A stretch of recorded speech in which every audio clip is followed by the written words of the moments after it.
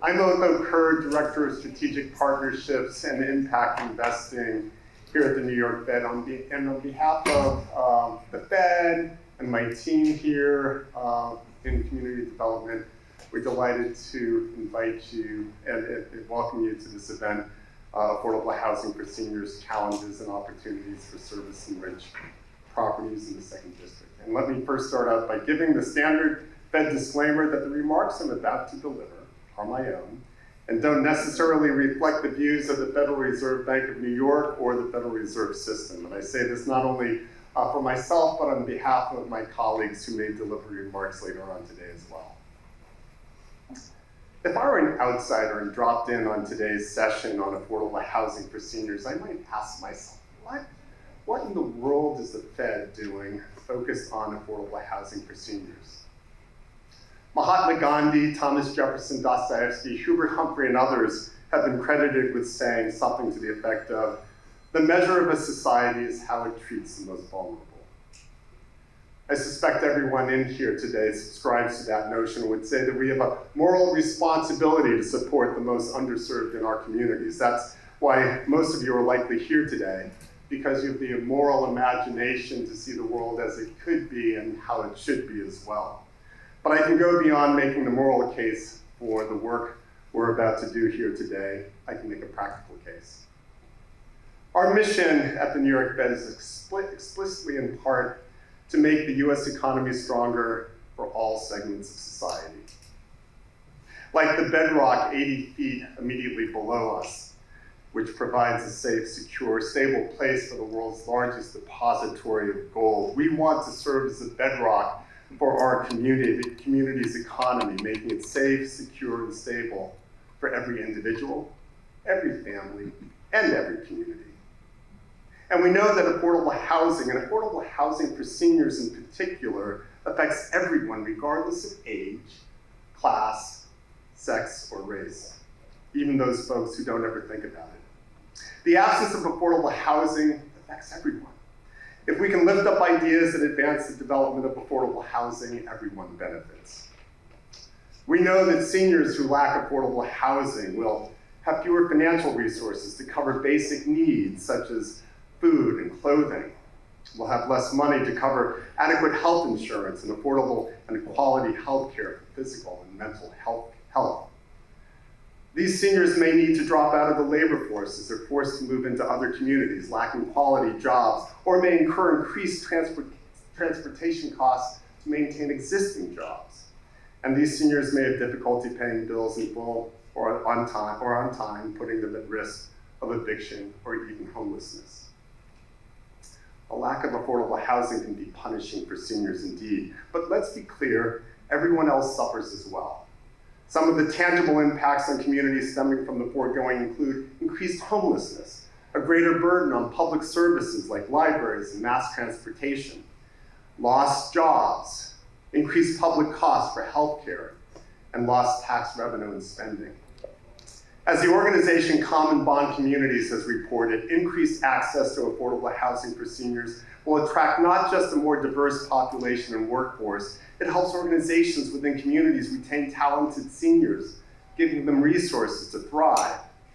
From shorter commutes to having a larger tax base contributing to society, affordable housing boosts amenities and opens up a range of opportunities and co-benefits for everyone. This breathes oxygen and life into communities and improves the overall economic condition for a meaningful component of the community. In a 2021 report on affordable housing in New York City, the International Socioeconomics Laboratory noted that the creation of affordable housing, quote, stimulates the economy through increased job creation, growth in GDP, increases in purchasing power, and new tax revenues. We have both a moral imperative and a practical imperative to do what we can to support investment in affordable housing. While we at the Fed don't have our own capital to make investments in affordable housing opportunities, we have the contacts and the convening power to pull together the right folks and lift up and shed light on ideas that warrant further consideration. To that end, our team has pulled together a collection of rock stars here today. We have curated a terrific agenda, which will start with a presentation of the current landscape of service-enriched affordable housing. My colleague Jonathan Cavell will then lead a panel discussion on existing models, innovations in the field, and what's necessary to scale these models. And then Candace Robinson will lead a panel on the role of government in the provision of affordable housing, and Jake Scott will take us home. So some quick housekeeping before we get going. No photographs or video recording in the bank. This event is being recorded, and a video will appear on our public website at a later date. As a reminder to all speakers, this event is open to the media, so all remarks and presentations are on the record. Locations of restrooms, go out the back door on the left and then take another left. No phone calls are allowed in the hallways. If you need to make a call, please ask a Fed staff person for the location of our nearest call room. And finally, we invite you to stay afterwards for a reception where we invite you to meet others who are like-minded in this space to create community. So moving us along, Jennifer Malinsky will get things started here, giving us a sense of the current landscape. Jennifer is project director of the Housing and Aging Society program at Harvard's Joint Center for Housing Studies and a lecturer at the Graduate School of Design.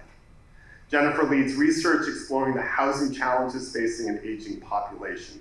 She was lead author on the center's major reports on the challenges of housing and aging society, and has also written about the role of housing and well-being in older age.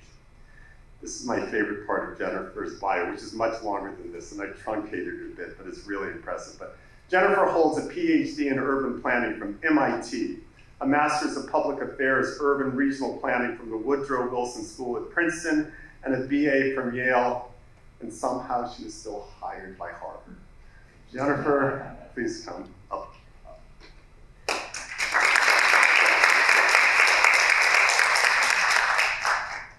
Thank you, everyone. I'm delighted to be here. I'm just going to open my notes here for today's convening and to set the stage for what I'm sure will be a fascinating conversation that I'm looking forward to listening in on too.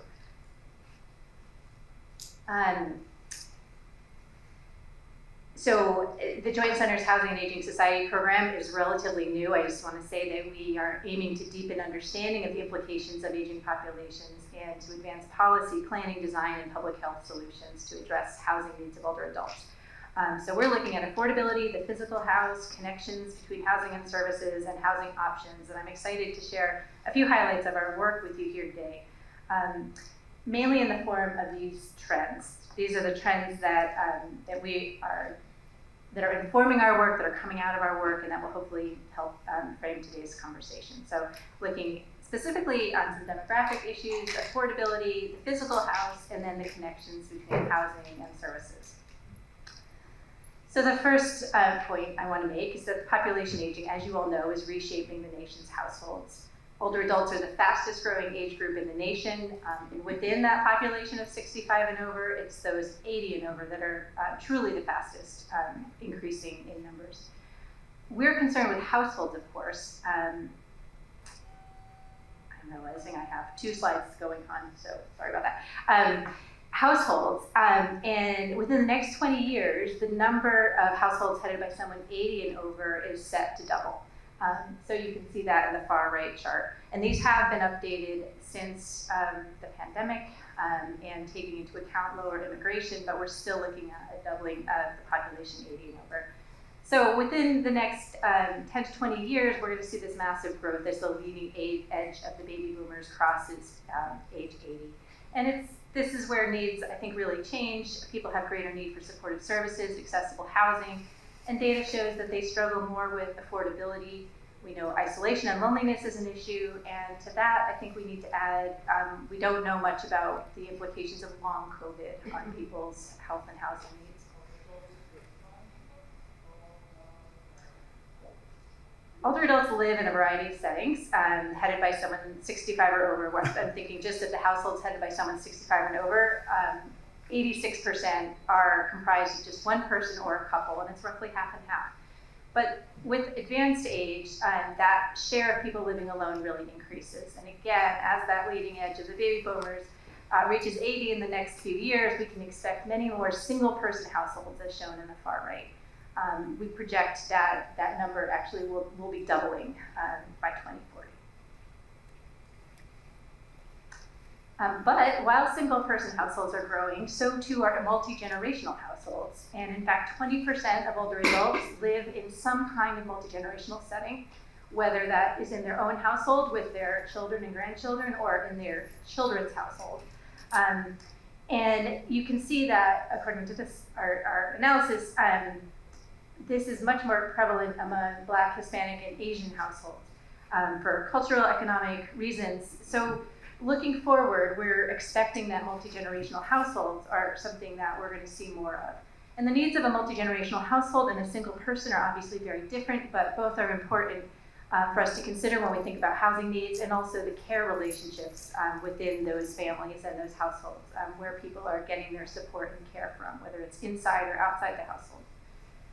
Lastly, not shown here, 3% of older adults 65 and over live in a group quarter, such as a nursing home. And most of these are short-term residents, but I just want to note, the vital function that this plays for those with serious long-term care needs, especially having come through the pandemic. But over the years, even as the older population has grown, fewer and fewer people are going to nursing homes for long-term because of the increase of the types of housing that we'll be talking about today. I want to run to the second point I want to make here is about the deep disparities in older adults' wealth and resources and how these tie to tenure. So most older adults in the United States are homeowners. It's nearly an 80% homeownership rate for those 65 and over. But as we know, not everyone can or wants to rent, and we do see renting tick up when people are in their 80s and beyond.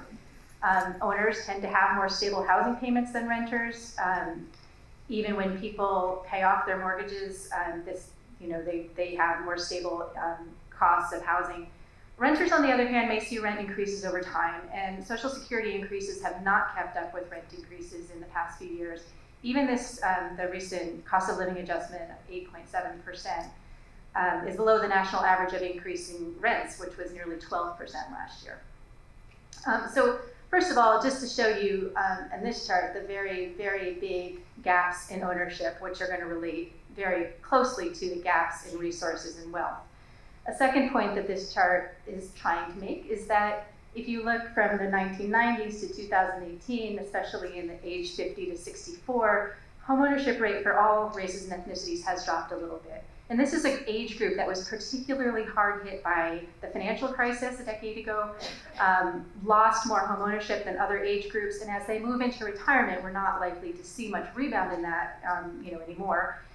So we might expect lower homeownership rates going into the future, which again makes rental housing even that much more important to be talking about.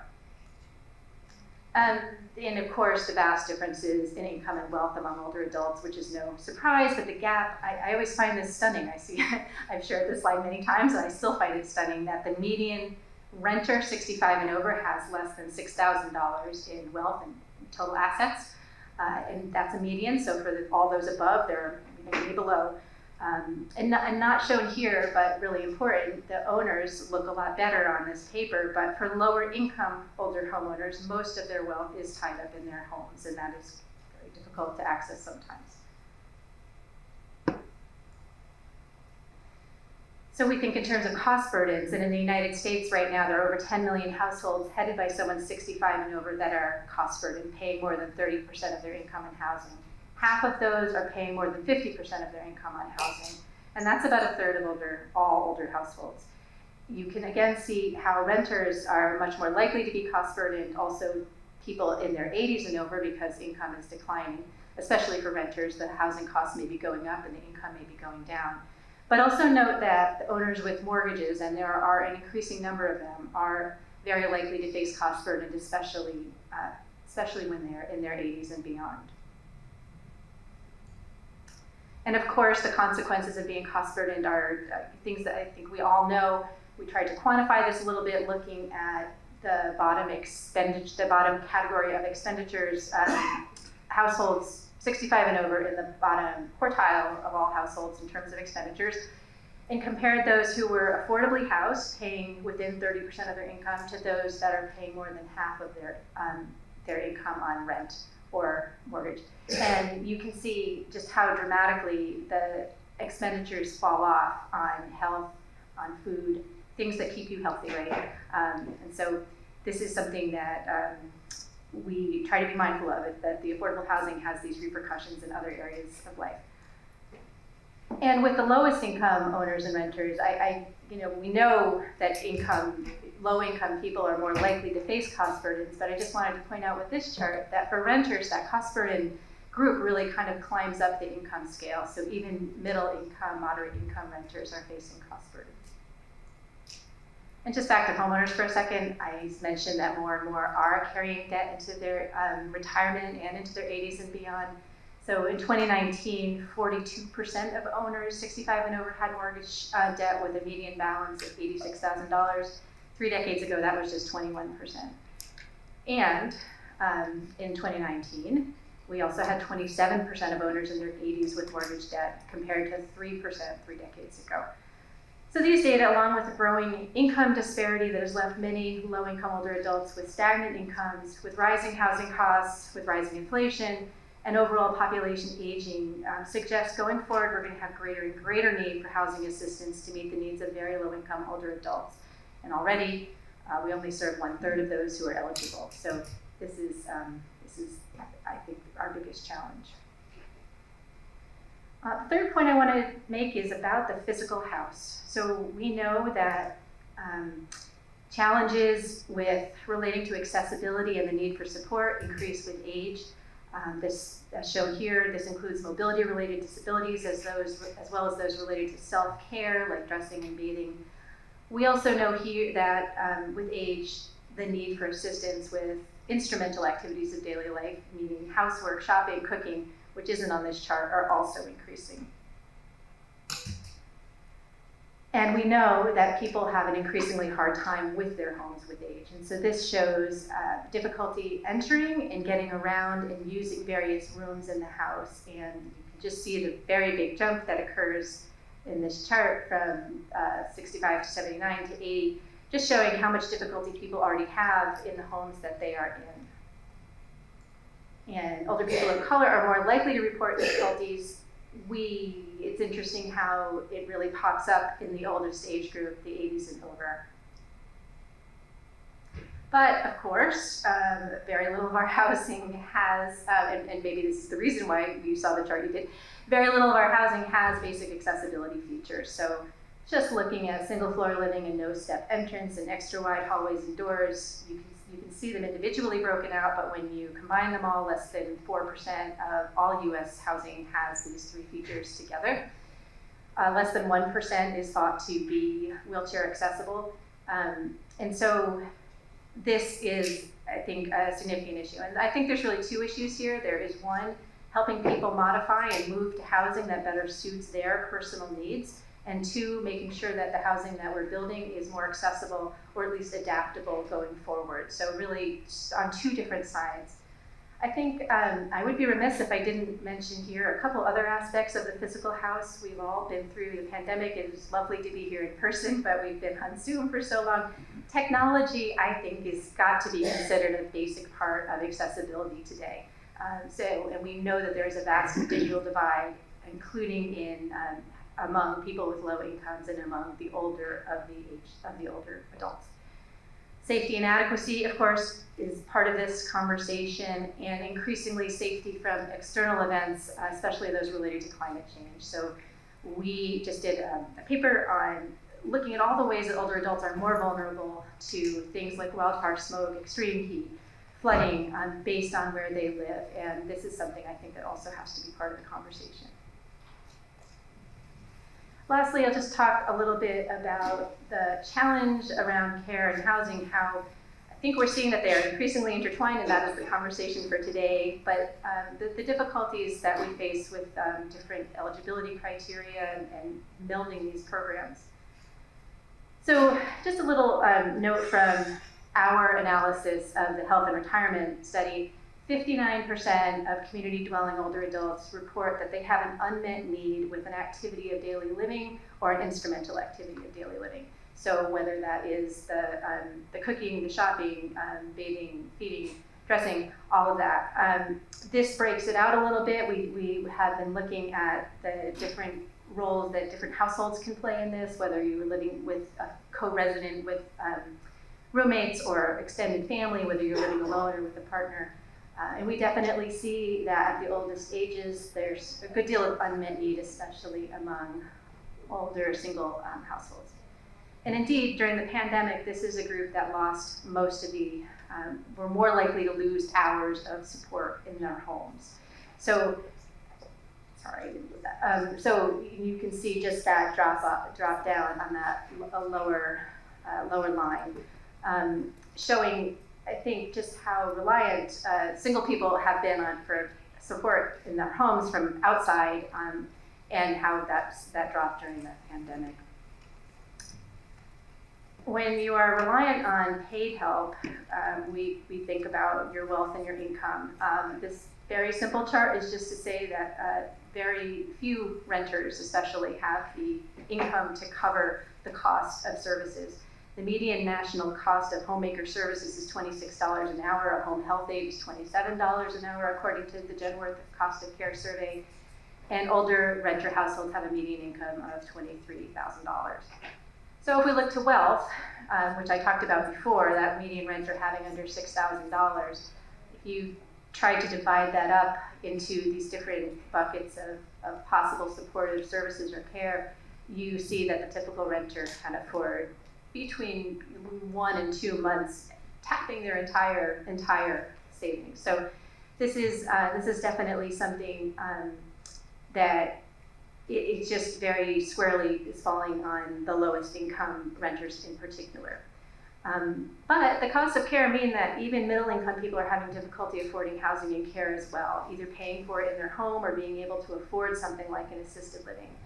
Research that was conducted a couple years ago projects that in the next decade there'll be over 14 million middle-income older adults who will have high health care and functioning needs, and more than half of this group will not have the funds to pay for the care they need. This slide is very daunting. Please don't hurt your brain thinking about it too much. But it comes from friends of ours at Two Life Communities, a service-enriched housing provider up in Massachusetts, who does really great work. But the point that they're trying to show is that they services and the housing assistance. If you qualify for housing assistance, it does not necessarily mean you qualify for long-term supports and services in your home. You may end up in that red box where you are eligible for housing assistance, never mind whether you've gotten it or not, you're eligible, but not eligible for the services that you need to keep you in your home. And I think when we talk about aging in place, we have to think about the place, but also what do you need to stay in that place? And so these two things are really increasingly intertwined. If you're in the green box, you really are kind of out of luck, because that's that middle that can't afford assisted living and has very few options. So hopefully this is enough of an illustration without going too deep into the weeds. I'll just end here on the notion of service-enriched housing. We have some research on our website that I invite you to look at, and about the important role that it played during the pandemic, which the pandemic was kind of a stress test of the whole system, and the way that service-enriched housing responded, I think, is instructive for all of us, including for people trying to serve those living in more dispersed settings in the community. But of course, demand is outstripping supply. We have funding issues, working within existing regulations and serving low density and dispersed neighborhoods are challenges. But I think a real opportunity to support higher quality of life, better health, reduced healthcare costs, and something really important, personally, just integrating older adults into our neighborhoods and into our communities. So I'll stop there and welcome any questions you might have.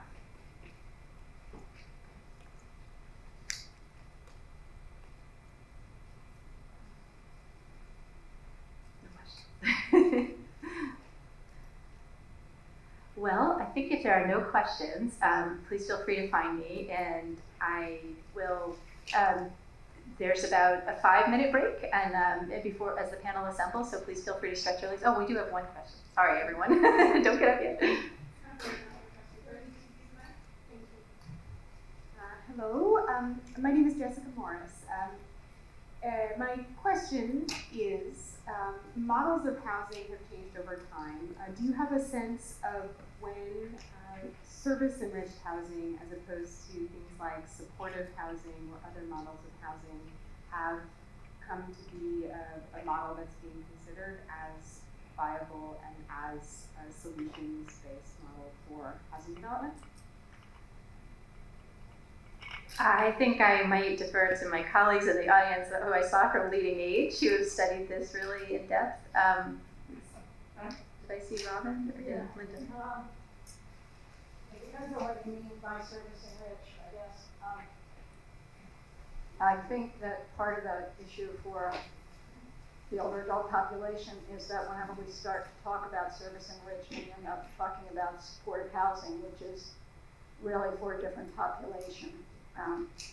And our group at Leading Age and Linda Couch from our policy shop have been working for quite a few years. It's funny that you just mentioned Two Life, because Amy Scheckman just got the McKnight's Award for Women of the Year. I just sent her a note and said you were just mentioned in this presentation. But there are many organizations that are working on service-enriched housing, and Linda can probably tell you a little bit about our goals in terms of trying to get at least service coordination covered within HUD-assisted housing. But I think the larger question is there a view of the health system that sees housing as a partner in a formal, ongoing way? And that is, I think, what we have to address, I think, in the coming years. So we'll continue to see one-offs and maybe more service coordinators in buildings. But I think in terms of really thinking about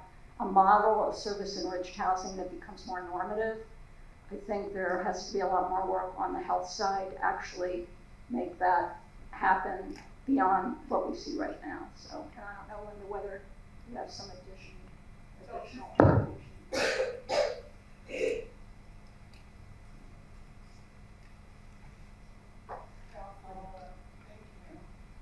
So I'll just, if I had to pick a date, right, around when, and Robin, just to be literal, I would say 1990. 1990 is when HUD started to proactively and intentionally pay for service coordinators and HUD-assisted senior housing. And by that time, they had realized, A, that HHS wasn't going to take that on themselves, but the benefit to having a service coordinator, not someone to provide the services, but someone to link residents to the services available in the community so people can age in community. That started in 1990, and Congress started funding service coordinators. Still though, 30 years later, we don't think that there are service coordinators in all but about half of HUD-assisted senior housing, not to mention low-income housing, tax credit housing, which has none that are provided except for the goodwill of the owner, the developer. So we've got a long ways to go, but we're working on that.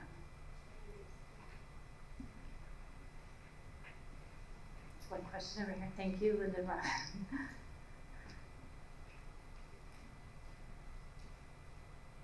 Thank you. My name is Gail Badger. I used to do this stuff a long time ago at HUD. I've been doing this stuff for about 42 years. And I agree with what the lady said here. This whole business about the service coordinators. The training is not consistent, and it's more important to have them linking to people in the community.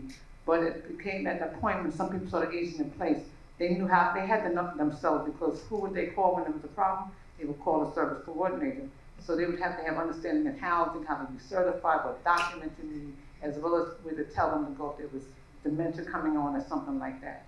And I just completed a course in community health workers at Columbia, because usually when I used to have a problem with the senior citizen development that needed some help, I would call Donald Manning. I said, call Donald over here from JASA. He takes care of everybody. That was my answer, because JASA does good work like that, but they can't do it without funding. So, maybe one of the short-term gap answers is these schools and colleges and universities, maybe their capstone programs or whatever, where these people are earning their doctorates or graduate degrees, can put together something where they would then go into the housing companies and work with these people. I know they do it at Co-op City for the nursing graduates. They go in and they do health screenings or whatever. So that might be something that we can grab a couple of Harvard, Yale, or some other people, grab them together and say, send us your graduating classes or whatever, and that might be an answer to the problem. I don't know. Thank you. I'll just say we did some surveys of service coordinators during the pandemic, and we asked them to tell us how many people they supported, how many residents, and it is just widely varying, which probably doesn't surprise most of you, but just how inconsistent it is even when it exists. Hi, my name is Emmanuel with the National Urban League. My question is in reference to the graph you had on the debt of both mortgage borrowers and renters.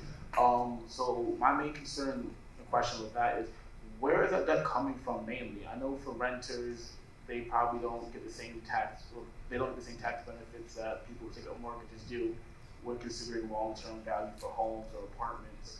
So where is that main share of debt coming from, both for those who take out mortgage and those who are renting?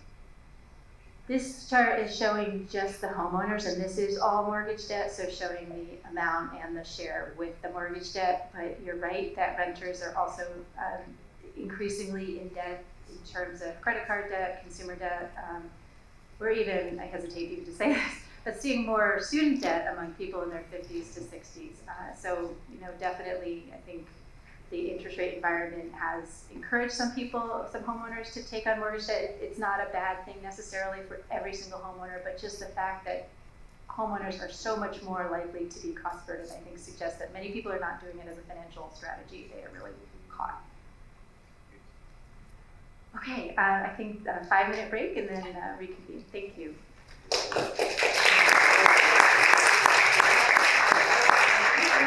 Thank you to Jennifer for that presentation. I'm Jonathan Cavell. I work here in community development at the New York Fed. And our panel this afternoon, we've invited this panel of practitioners to talk about the work they're doing, explaining the financing tools that they've used, and talk through challenges that they face. I just want to say a quick word of thanks also to my colleagues here at the New York Fed for making this afternoon's event happen. So thank you to Jake Scott and to Otho Kerr for those introductory remarks, and to Kelly Jackson and everyone else who pitched in to make this happen this afternoon. So for our panelists, we're going to have each of them introduce themselves. They'll each give a short presentation. We have some prepared questions, and then we'll take some questions from the audience. So without further ado, Elizabeth, you want to kick us off? Okay, thank you. It's a pleasure to be here. If you haven't, make sure you check out the ceiling. It's really beautiful. So I am the executive director and founder of the Brightside Family, which is a nonprofit organization whose mission is to provide affordable housing and affordable assisted living and other support services for older adults. We have Brightside Manor, which is an affordable assisted living facility or community affordable assisted living services program, which I'll talk about in a few moments. We have financial security programs and literacy programs for older adults, low-income housing, the Brookdale, which is a HUD 202 building, and we're about to break ground next week on a second affordable housing building, which will be funded through low-income housing tax credits. And then we engage in quite a bit of community advocacy through our age-friendly community initiative. So we were founded in 1990, and for the first decade, our primary focus was Brightside Manor, which has served as a community residence in Teaneck, New Jersey for about 100 years. It started out, the original building was built in 1892. It was a Victorian home, and sometime around 1915, it became a boarding home and was named Brightside Manor at that time. So through the years, it's served as a nursing home and a residential healthcare facility. We took it over again in 1990, and it was a 50-bed residential healthcare facility.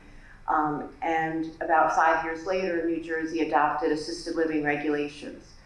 So the New Jersey regulations allow for assisted living residences, comprehensive personal care homes, and assisted living programs. So Brightside is a comprehensive personal care home, which allowed us to convert this old building to assisted living without having to include apartment-style units in the building. So this flexibility, you can't build a new comprehensive personal care home, but it's a flexible option for older facilities to convert to. The renovation cost about 4.5, maybe closer to $5 million. We got tax-exempt bond financing through the New Jersey Housing and Mortgage Finance Agency and a community development block grant and federal home loan Bank of New York affordable housing program grant. But at that time, we were restricted from expanding beyond the existing footprint, which at that time was the building that you see and a one-story wing. So we had to use our space very efficiently and ended up with a layout that we had 65 beds, but they were primarily in semi-private rooms with shared bathrooms and limited common areas. As time has gone on and the population in assisted living has changed and it's a more frail, less mobile population, we found that we really needed more space and we needed more private rooms, and that certainly was a point that hit home during COVID. So we started thinking about how we could expand the building. We did convince our community of TNEC to allow us to build an addition, and it looked like we were going to be able to get a state grant to cover the cost. But when COVID hit and we needed about a $4 million grant, we realized that was probably not feasible. And so we approached the New Jersey Housing and Mortgage Finance Agency, to whom we owed about $2.5 million, and we asked them if they would consider forgiving our loan, which they did. And I think it speaks to, to their commitment to help us preserve an important affordable resource. And I haven't really mentioned that Brightside is really 100% affordable assisted living. So at any given time, we have somewhere between 50 and 75% of our residents are on Medicaid, and the rest are paying rates that are about a third of what is charged in other facilities in Bergen County. So with the loan forgiveness from the HMFA, we were able to borrow, take out a new loan through the Community Loan Fund of New Jersey, and we've secured about $1.5 million in state grants and also about $1.5 million in foundation grants. And so this is what the new facility will look like. The Victorian home is still there, it's not in this picture, but we're building an 8,000 square foot addition, which will include private rooms with private bathrooms and many more common areas in which we can offer a range of programs for our residents. So this was, our attempt to provide affordable assisted living in Bergen County, where we're really the only provider of affordable assisted living, but the need is so great. The Corporation for Supportive Housing issued a report, and they noted that more than half of New Jersey seniors can't afford basic necessities, which means they certainly can't afford the cost of traditional assisted living facilities, which in our area ranges from about $7,000 to $12,000 a month. And they also concluded that an additional 17,000 supportive housing units are needed. So how can we make assisted living accessible to low and moderate income individuals?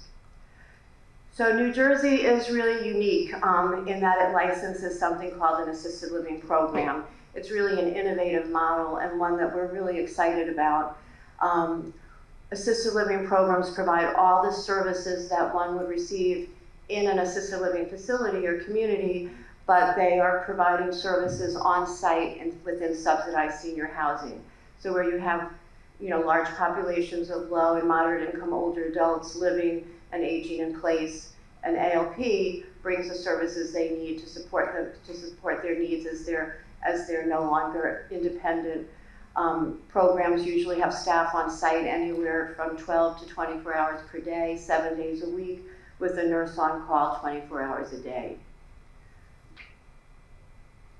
And the license that we have allows us to serve any subsidized senior building within our county and a contiguous county.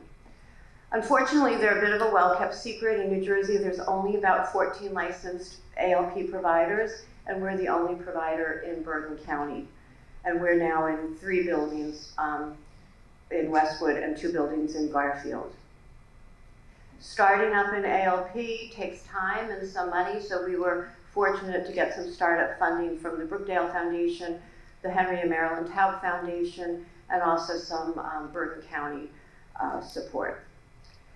Most residents in assisted living programs pay through Medicaid. In New Jersey, the Managed Long-Term Services and Supports program will pay 100% of the cost of the ALP, so there's no out-of-pocket cost for the resident. And most residents in affordable housing qualify income-wise because the income can be up to $2,523 per month. The problem is that they can't have more than $2,000 in resources, which is sometimes a barrier, and I'll talk more about them, and then they have to be clinically eligible. We do have some residents who opt to pay privately, but I would say, at least 80 to 90% of residents in ALPs are paying through Medicaid.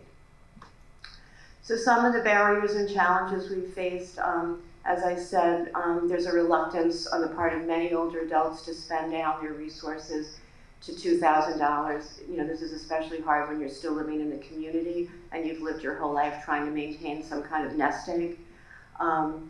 There's also a denial on the part of residents. Many residents in senior housing don't perceive themselves to need the program, and also are afraid to admit that they need the program, that they might be asked to leave their buildings. There's a lot of, again, lack of awareness. It's a well-kept secret. Managed care organizations don't fully understand ALPs. Many housing providers are reluctant to bring ALPs into their building. They sort of want to maintain their buildings as independent housing. And you really do need enough enrolled residents to achieve an economy of scale. So you're really subsidizing a program as you're starting at getting your certificate of need and your license and building a census. So you do need some startup funding. And then until recently, the reimbursement rate has been very low. It was $67 a day up until this past July, which you can imagine doesn't go very far when you're staffing a program 7 days a week, 12 to 24 hours a day. So as I mentioned, the Henry and Marilyn Taub Foundation has been generous in their support of this program, and they really believe in the model. And so they have been funding us and also Capital Impact Partners, which you'll learn more about a little bit later today. And we've been working with the Foundation on Capital Impact Partners to pull together an assisted living program provider coalition. Until about 2019, providers really weren't talking to one another. As I said, there aren't a whole lot of providers in New Jersey, and most of them are serving low-income populations and are financially challenged. So they were really working in silos. So we formed a coalition, and the coalition has really built some unity among the providers, and collectively we've been able to build awareness about the model and influence change in the reimbursement and regulatory environment. The foundation has also been supporting and funding Justice and Aging, which is a national legal advocacy group, nonprofit, and they are working very hard to get that resource limit changed so that people don't have to spend down to $2,000. And advocacy has certainly paid off. So as of July 1 this year, Medicaid reimbursement rates have increased significantly for Medicaid-centric providers. So at Brightside, where we have always more than 50% of our residents on Medicaid, we've enjoyed a 30% increase in Medicaid reimbursement. And for ALPs, it's gone up by 25%, which is a significant and very helpful increase. I think the Department of Human Services and other state agencies are recognizing the benefits of and the need to support home and community-based services. And the Department of Health has expressed a willingness and openness to adapting the regulations to a non-facility-based setting. So we're hoping that that affordable assisted living will become more viable for providers and available for more older adults in need. Thank you.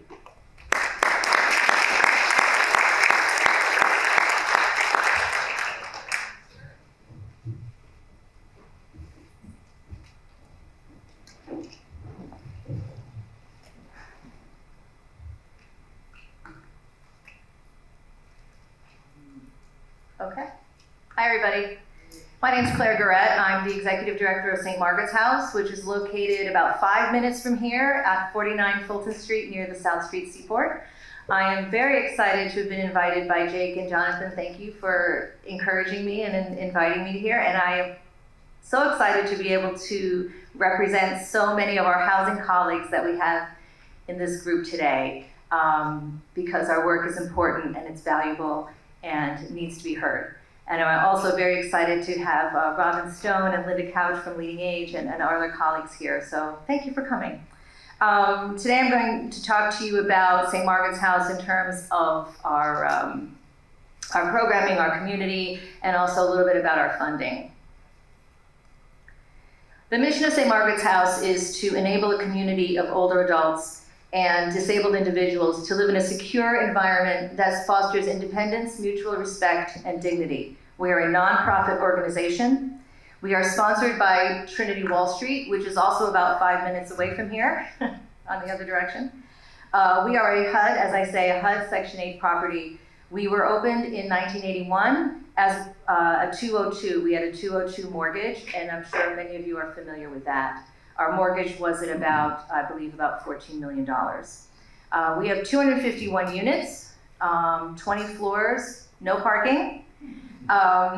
No one ever comes to St. Margaret's House asking about parking, ever. Staff don't park because they don't drive to work either. We have 20 floors. We're a single site property. We have 226 one-bedrooms. We have 25 two-bedrooms, and out of those, 31 of them are for mobility impaired individuals. I'm going to share some statistics with you. So the average age of household right now is about 80.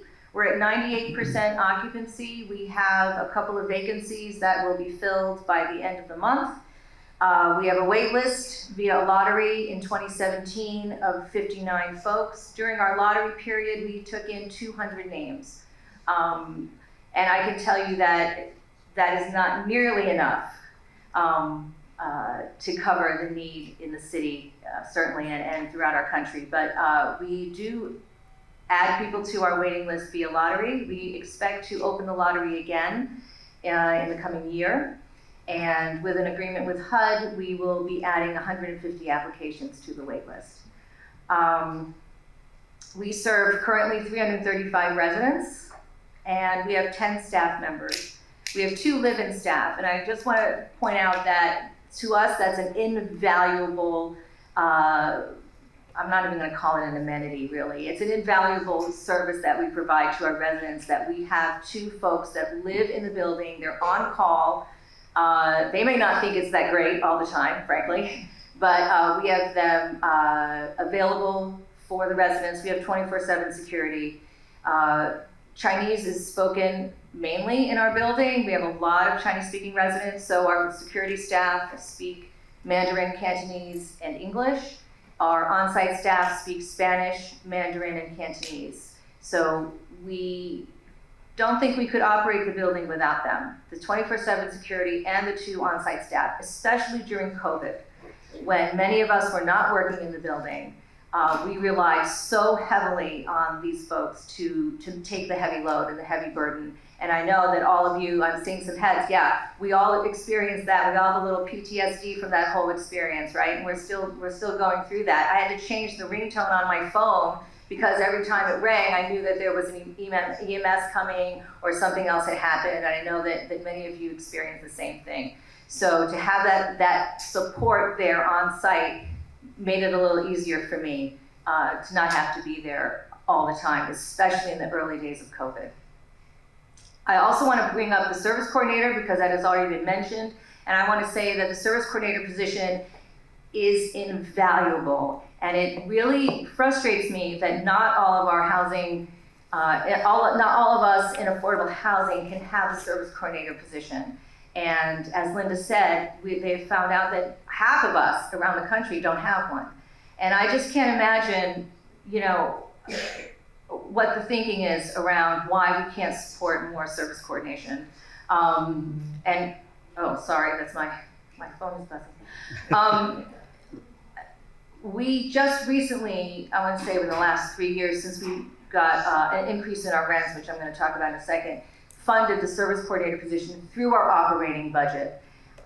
I can't see any other way to do it, frankly. I think those of us who are funding service coordination through grants are finding it very difficult. I hear from housing colleagues all the time about how the money doesn't come, it's late, when's the next round? I mean, it's just really not, I think, sustainable in the future. I think that service coordination is the way to go in affordable housing. In fact, I think there's even more that we can do, and I'm really on fire about what Brightside Manor is doing with the ALP program. I think that that is something that I have come to understand in my years of being in affordable housing is got to be where we're headed in the future. I think that we have got to bring in more services to our residents, and I think we should be giving services to people who live in their own apartments, frankly, so that we don't have to keep building, no offense to those developers out there, that we keep developing properties where people are living in properties already.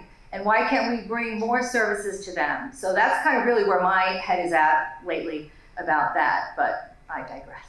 Okay, so let's talk a little bit about finance, because we are in the Federal Reserve, and gosh, what a gorgeous room this is.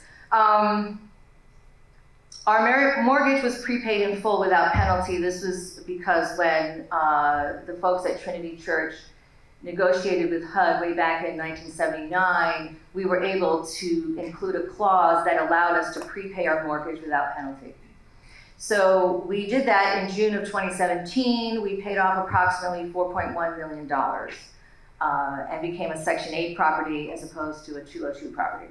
But we still serve the same population. We requested a markup to market increase in 2018. And you can see here our numbers. Our one-bedroom rent went from $1,682 to $3,100, and our two-bedroom rents went from $1,958 to $4,250. Yes, that is an amazing jump. That is an amazing jump. I also will tell you that we live 5 minutes away from here, and it is a very expensive area to live in, right? So our rent comparability study really helped us in this regard, and frankly, I was surprised that HUD gave us such a big increase. And through OCAP, we are now at $32.76 and $44.92 respectively. And it is because of that money that came in through the HAP contract that we were able to fully fund the service coordinator position. It's the first thing I wanted on my wish list when I knew that we were going to get this increase. And I'm really happy we did. We were also able to do an amazing number of improvements and upgrades. So we totally overhauled our fire safety system. So our building was built in 1981. So we were back in 1978 fire code. So we needed to really do some work on getting our fire safety system up to current code. We replaced our boilers entirely. We modernized our elevators. We have improved accessibility in our mobility impaired units by increasing the size of the doorways to the bathrooms and into the kitchens. We had increased our grab bar placements. We have also lowered some of the counters in the kitchens that were lowered, but now we've adjusted them even further to allow for easier access. So that happened in all 31 of the units.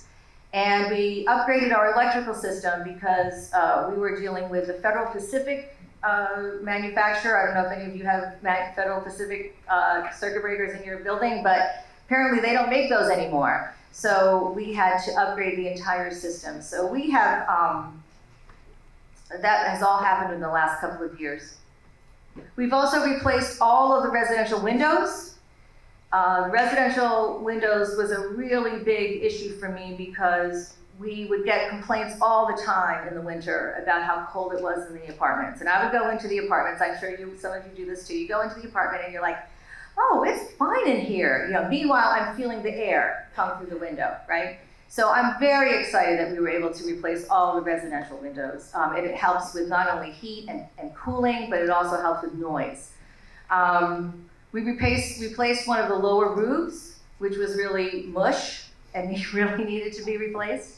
And we've also done extensive facade repair relative to Local Law 11, and those of you in the city understand what Local Law 11 is, where they require extensive repair and inspection of the high rise. So we are underway with the facade repair for this cycle, and we're almost done. We've done a lot of work with that. So basically, the markup to market has allowed us to make incredible improvements to the building and to the security and safety of the residents. And we're just very excited about all the things that we've done and also the things that are currently underway, which is replacing the main roof, which is 40 years old. We are improving the sidewalk pavers outside the building because the city of New York decided that it would be really great to put in granite pavers so that it looked more like the seaport. So you know those big stone pavers that you can't walk on? Yeah, those are in front of my building, so we're gonna take those out and we're gonna put a normal sidewalk in front of our building. And we are also redesigning our former kitchen and dining room space.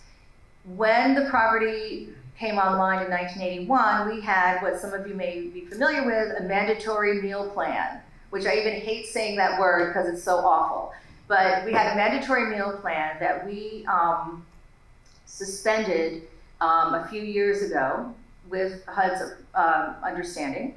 And that space was dormant for quite some time. And we are now embarking on, we're just getting started with the permitting process. We have an architect and plans, et cetera, and we're gonna have a gorgeous resident-friendly space in our former kitchen dining room area. And you are all invited to come and see it when it's all over because it's gonna be spectacular. But these are the things that we were able to do and finance through our markup to market. We also provide a lot of life enrichment programming, and this is just an example of some of the things that we've done.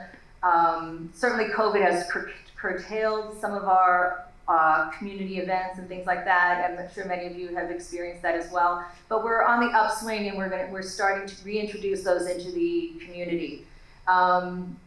We think it's really important for people to get together and for people to be together, and you can't really do that when you're isolated from each other and you're all wearing masks and we're in the COVID situation. But we're doing the best that we can. We still wear masks 100% of the time in the building. But we are bringing back some of these, what is called life enrichment programs. And we also do a lot with the community. One of the things that we did do, which was kind of in line with bringing services to the residents, is we started a program partnership with the Pace University nursing students. Pace University is right around the corner from us. And they wanted their nursing students to have an exposure to older adults. So they would come in once a week, they would provide blood pressure screenings and some med checks, and they would engage with the residents. So it was a win-win for both because they were able to engage with a real live older person, and the residents were able to, gain knowledge and their blood pressure checked and so forth from them. So it really worked out well. We are a community group meeting site. Pre-pandemic, we had about 65 community group meetings going on at all hours of the day, starting at about 6:30 in the morning with recovery groups, et cetera. And those have started to come back. We are a New York Board of Election site, so that's always a very busy time when it's election time. The Downtown Glee Club rehearses with us and provides performances to the residents. And we're also a training program for the M&M Environmental Group. So we really like being part of the community. And we are always looking for opportunities to engage more members of the community so they know about St. Margaret's House. That's all I have. This is the view from our roof as it is now. There is some development happening downtown, so that view may be encumbered very soon, but for right now, that's what it looks like. So thank you, appreciate you.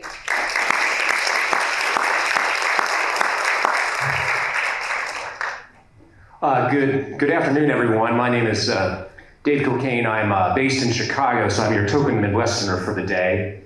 I have 3 jobs. I run a real estate development company. I also own and operate, as I'll talk about in a moment, the largest purpose-built affordable assisted living platform in the state of Indiana. And finally, I teach to university students. So I'll share with you a quick introductory note as I get going here, and that is, today we're sort of looking at the intersection of public policy, healthcare, and real estate. And real estate is my background, and as I tell my students at Kellogg, real estate is a C student business. And so when I'm in a room like this, I try to punch above my weight class. I have to keep up with all of you. So you'll forgive the colloquialisms and other sort of hayseed expressions as I go through this presentation. I want to tell you a little bit about sort of the why behind what we do, and then we'll talk about what we've done in becoming the largest owner-operator of affordable assisted living in Indiana. And maybe a little bit about the financing structure, although I know Jonathan's got a question for us on that. So let me start with, and Jennifer covered this earlier quite well, the demographics of aging. Healthcare demographics are going to overwhelm this country's long-term supports and services for seniors unless something is done about it. And what's interesting to note is that we talk a lot about Medicaid in these conversations. Medicaid is a federal and state program, but not every program under Medicaid exists in all 50 states. And so what we do is we operate under what's called a 1915 waiver program. So nursing homes are an entitlement. If your state has Medicaid, then it has nursing homes, and it must pay for them under the Medicaid program. It doesn't have to pay for assisted living. In fact, by default, it doesn't. And then if it chooses to do so, it goes to the federal government, to the Center for Medicare and Medicaid Services, and says, we want to provide assisted living. So some states don't even have this option of affordable assisted living. For those that do, the adoption rate varies substantially. And I'll point out this chart here. 2 Midwestern states, Indiana, for every 5 nursing home beds that are funded by Medicaid, there's 1 assisted living waiver slot. Look to the state immediately east of it, Ohio. It's a 20-to-1 ratio. So a wide variety of utilization and adoption throughout the country, and these are just 2 data points on that. What we do is we provide affordable assisted living.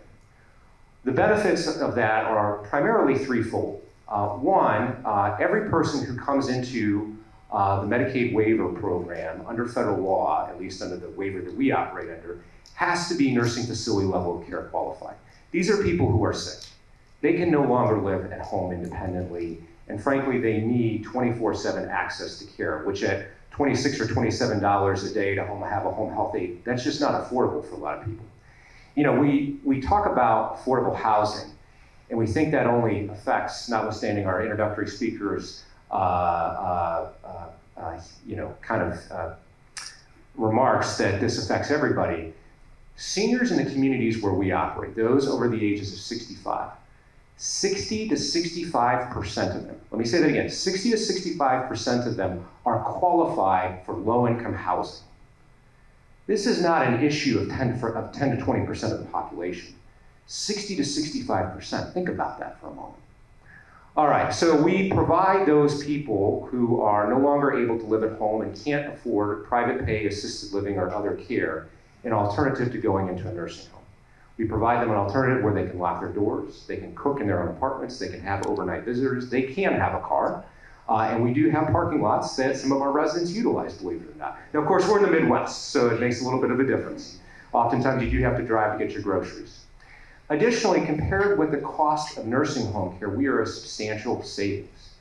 Even if you look at some of the rates that were just mentioned in New Jersey or elsewhere, we're a half to 2/3 less than the cost of putting somebody in a nursing home.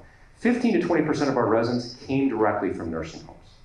So I want you to think about the savings. We looked at it in Ohio. We took 12,000 people out of nursing homes. We saved the state about $400 million a year on its Medicaid spend. All right, so real big dollars here. And then finally, we create 35 to 40 full-time jobs. So we have 40 people that work in our buildings, and I'll talk about that in a second. So today, we house about 1,000 residents across 9 communities. We have just under 500 employees, and we invested about $200 million in private sector capital to do this. And I will make these slides available, by the way, through the Federal Reserve, so you're welcome to get these. This gives you our footprint in Indiana. The blue dots are Silver Birch, that's our trade name. The red dots are our peers, so this is not just exclusive to what we do. There are other peers that we have in the industry that have also developed purpose-built affordable assisted living. All this started back in 2015, 2016, when then Governor Mike Pence and his administration decided this is something what they wanted to see happen in the state of Indiana. So they raised rates, they reduced some of the regulatory frictions, et cetera. And this is what's happened. Prior to that time period, whoops, what did I just do? There we go. Prior to that time period, there were only about 22,400 waiver slots available in the state of Indiana. Today, it's over 6,000, and most of that has been from the investment that's come from ourselves and others. We alone save the state of Indiana about $53 million a year in terms of its Medicaid spend. This is what we do. We provide for the 3 social determinants of health that are critical for seniors, so shelter, food, and support services. What does support services mean? So that's things like medication administration. We have a full clinical staff at every one of our communities, so we administer insulin. We provide other kinds of medication queuing. We do all of the other assistance with ADLs via bathing. We do provide 3 meals a day as well. And then every resident has his or her own apartment that he or she can lock the door, entertain in, etc., and then a variety of common areas as well. So some pretty pictures for you. These do take a long period of time, about 4 years to build and stabilize. So this has been a long road. And because, as I'll talk about a little later, we use tax credits, we own these assets for a minimum of 17 years. So this is not a quick build it and flip it type of play like you see in a lot of other seniors housing contexts. It's a long-term horizon. I know we're running a little short on time, so I'm going to turn it back to you because I know we're going to talk about finance momentarily.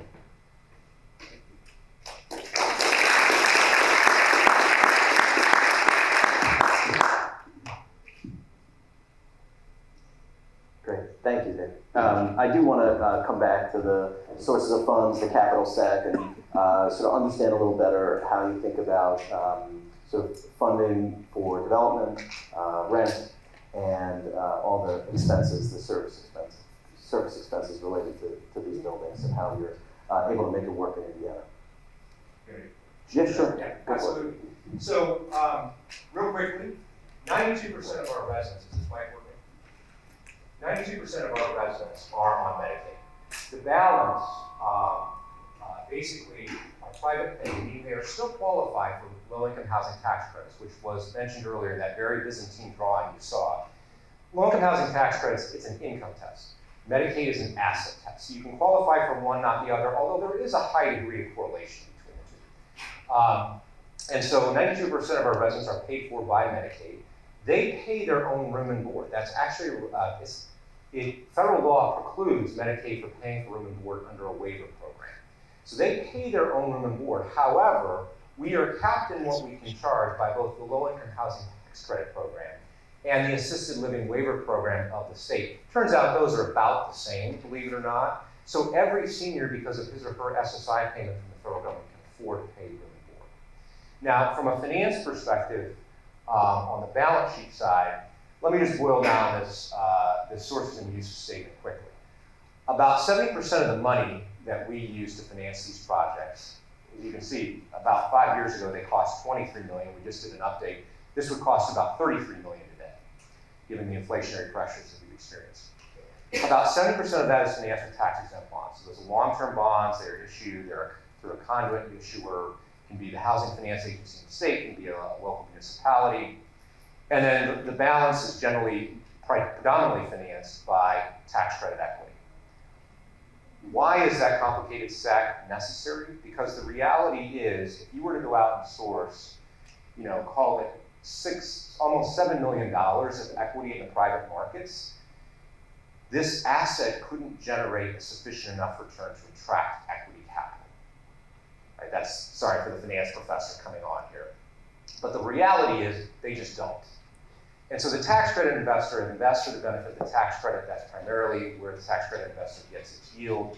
And as a result, we're able to build these with a much lower cost of capital than what you see private pay operators building theirs, where they have to go out into the capital markets, source equity from Wall Street or other very high-cost forms of capital.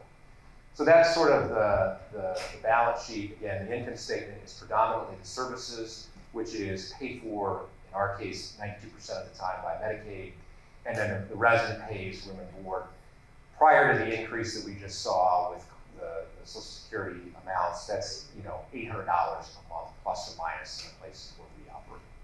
Great, thank you. I do want to leave time for audience Q&A, so maybe I'll just ask one question of each of you, which is, what are key barriers you see to your current programs and their expansion and scale?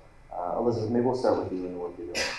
Sure, so I think I'm not a financial person, I'm a social worker. I've kind of learned on the job. I think in northern New Jersey and the metropolitan area, the cost of land is very expensive and construction costs have gone up significantly. So I think it's, very challenging to try to build an affordable assisted living facility from the ground up. We have our facility, Brightside Manor, which we're fighting hard to preserve, and we've been able to. But I think assisted living programs make a lot of sense and offer a lot of promise. So, as I said, we operate a HUD 202 building, and we're about to start construction on a LIHTC building. And both of those buildings will have the space and infrastructure to support an ALP to come into those buildings when the resident population needs that. So I think, it's a viable option for especially, and again, in an area like this where land and development costs are so high and it makes it challenging to develop affordable assisted living facilities. Claire, what would you say? Yes, everything that Elizabeth said. Copycat. Yes. I think that we, meaning all of us and our government and our states and in our federal level, we lack creativity, we lack imagination, we lack the will to create programs that make sense for people who need affordable places to live and to thrive. I think that the barrier is our government, it's our developers, I become more increasingly frustrated as I go on, and I'm sure you can tell that we are just not meeting enough people where they're at. We could build. For example, when we had our 2017 lottery, we gave out over 8,000 interest cards. We got returned about 5,000 interest cards. I didn't pick, but we picked 200 names to go on our wait list. It's not sustainable, right? And I know many of you have wait lists that are probably even more. And I think that is a huge barrier to us reaching the people who need our help, the people who need services. What Elizabeth and her organization is doing right now with the ALP, I think, is fantastic. And why aren't there more? I don't know. But I think that's really where we need to go to help the most amount of people who really need it. Dave, what's your thought on the barrier question? So I would say we would like to grow and expand. And the biggest issue we have, let's see if this indicates it. The biggest issue we have is many state Medicaid agencies view us at home health as an alternative to skilled nursing care, or what's known as home and community-based services. And they say we want to see that sector grow. But the reality is when you look at the policy decisions, when you look at the fiscal decisions, oftentimes that statement is not aligned with the other policy decisions that are being made. So I'll give you an example of that. If you look at the state of Indiana as an example, this is the level of rate increases we've received over the last 3 years. From June of 19 to June of 2020, it's about a 6% increase, 6.5%. Look at the amount of increase in the nursing home rate. And yet the state of Indiana rates 47th in the nation when it comes to giving seniors options outside of skilled nursing facilities. They say we want 75% of all new enrollees in the LTSS to come into home and community-based services versus SNF. But when one rate trend line looks like this, and one rate trend line looks like that, and we have the same costs, there is an alignment there. There's a similar issue on non-fiscal matters. So in many states, it takes a resident 24 to 48 hours, an individual, to access nursing home care. To get through a waiver process, oftentimes takes 6 to 8 weeks. So if you have an acute health event as a senior, you're single, Jennifer, as you pointed out earlier, which is an increasingly common phenomenon for seniors, and you can't go home, where are you going to go? Well, you can't get in for 6 to 8 weeks in an assisted living environment, even though that's where you really want to be. You're going to go to the nursing home. You can't stay in a hospital. So that's, there are some other frictions that are of a non-fiscal nature that also impact sort of the parity or lack thereof between us and our siblings on the skilled nursing side. Got it. Got it. We'd like to take some questions from the audience. So, sure. Microphone's coming around. Hey, this is a question for Dave. So have you seen an improvement in the coordination between the housing agency and the Human Services Agency in Indiana since 2015 when the program started to now, or have you sort of just... Almost too much, Kevin. So a lot of times the Housing Finance Agency and the Medicaid Agency, they don't really speak the same language. They don't really understand one another. When we started doing this, all of these went through the Housing Community Finance Agency in the state of Indiana. And so they got educated on it. But then they began to develop underwriting policies that were specific to this type of asset, which has a very different income profile vis-a-vis just regular affordable housing. And they almost went too far by trying to use the desires of the Medicaid agency, which doesn't really have an understanding of housing finance, and inject those into the housing finance side, which almost rendered new deals unviable from a finance perspective. And we got them to back off of a lot of that. The other thing I should mention, which I did not, is we use 4% LIHTC, not 9% LIHTC, so we're generally not competing, at least in the areas where we operate. It's not a scarce resource in most Midwestern states. So it's not as if we're scoring competitively against other applications. Okay. Yeah, Dave, you showed the complexity of financing one of these properties. And I just wonder, if it is so complex, why are you in the business, and what's the investment? Well, I started my career working on transforming underutilized, sometimes dilapidated sites. So I did a lot of work with tax increment financing districts. We put the first large-scale development in Hyde Park, which is south of the Central Business District in Chicago. And the bottom line is I became very familiar with layered financial capital stacks. And so when I saw something that was a need from a demographic perspective, a long-term demographic perspective, where most other developers, it's too much brain damage. They don't want to deal with tax credits, they don't want to deal with Medicaid. As I said, I had to upgrade my game. Healthcare policy and public policy is a whole different ballgame from just real estate development. So I think that's why it's sort of a niche, if you will, because a lot of people just don't want to deal with all of the complexities associated with this kind of capital stack. And that's the frightening thing about this. To the extent we want to scale it upward, what do we do to make it less complex? Yeah, I mean, so from a public policy perspective, I think there are a number of things. I think the use of LIHTC could be made easier. There are some prohibitions under the tax regulations. They're not actual, it's not statute, it's regulations relating to continuous and frequent nursing care, which has tripped us up for a long period of time.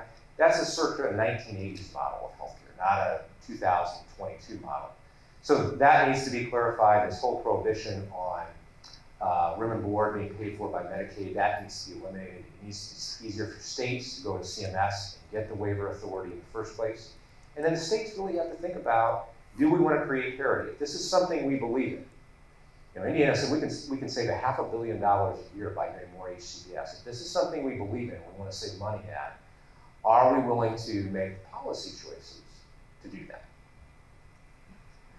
Hi, my name is Frank Lang. I wanted to ask Ms. Davis about what is the facility, because you're talking about ALP services that are not facility-based, right?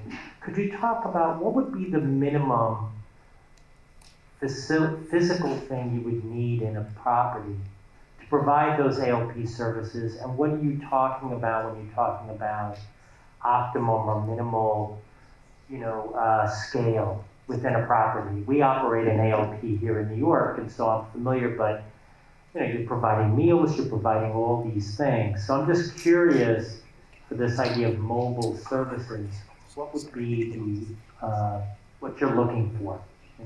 Right, well, ideally, we need in a building to have an area that we can work out of so that we can store medications, we can store records, we can have, a central point for staff. But that can be, in one of our buildings, it's a fairly spacious suite of offices. In the other building, it's a tiny little office. In terms of economy of scale, we get to about a break-even point with somewhere between 25 and 30 residents. In a single building? Yes. And what about the meals? So we don't provide meals. We're not required to provide meals. We're required to either assist with meal preparation or arrange for meals to be delivered, but we don't actually have to provide meals.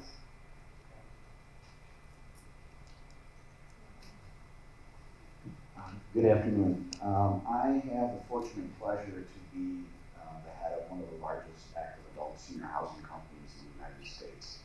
And I will tell you really the macro question that you should be posing yourself here is, I think Dave brought it up, 70% of the guys that do my job are going to retire in the next 7 years. The average age of a person on a construction site is 65 years old. And skilled and unskilled labor, whether it's Smith, Elp, whatever it is very difficult to get. If you go back to 1990 in New York State, we had a controller, Carl McColl, that wrote a white paper on scaling senior housing in New York State.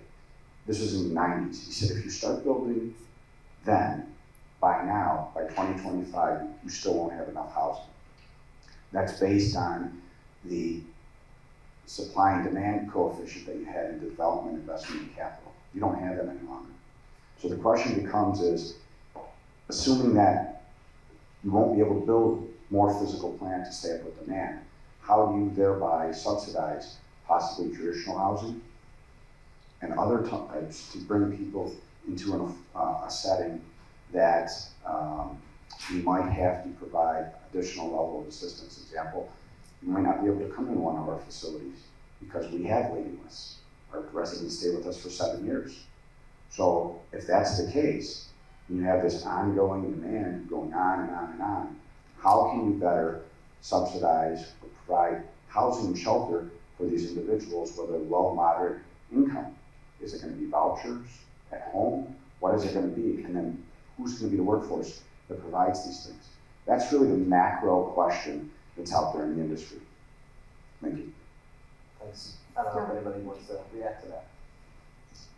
I mean, we've all experienced labor force issues. We've experienced, you talk about the labor force. If you look at clinical staff, in particular nurses, the average age of a nurse in this country is probably somewhere around 55. There is a huge shortfall that is going to descend upon us very quickly.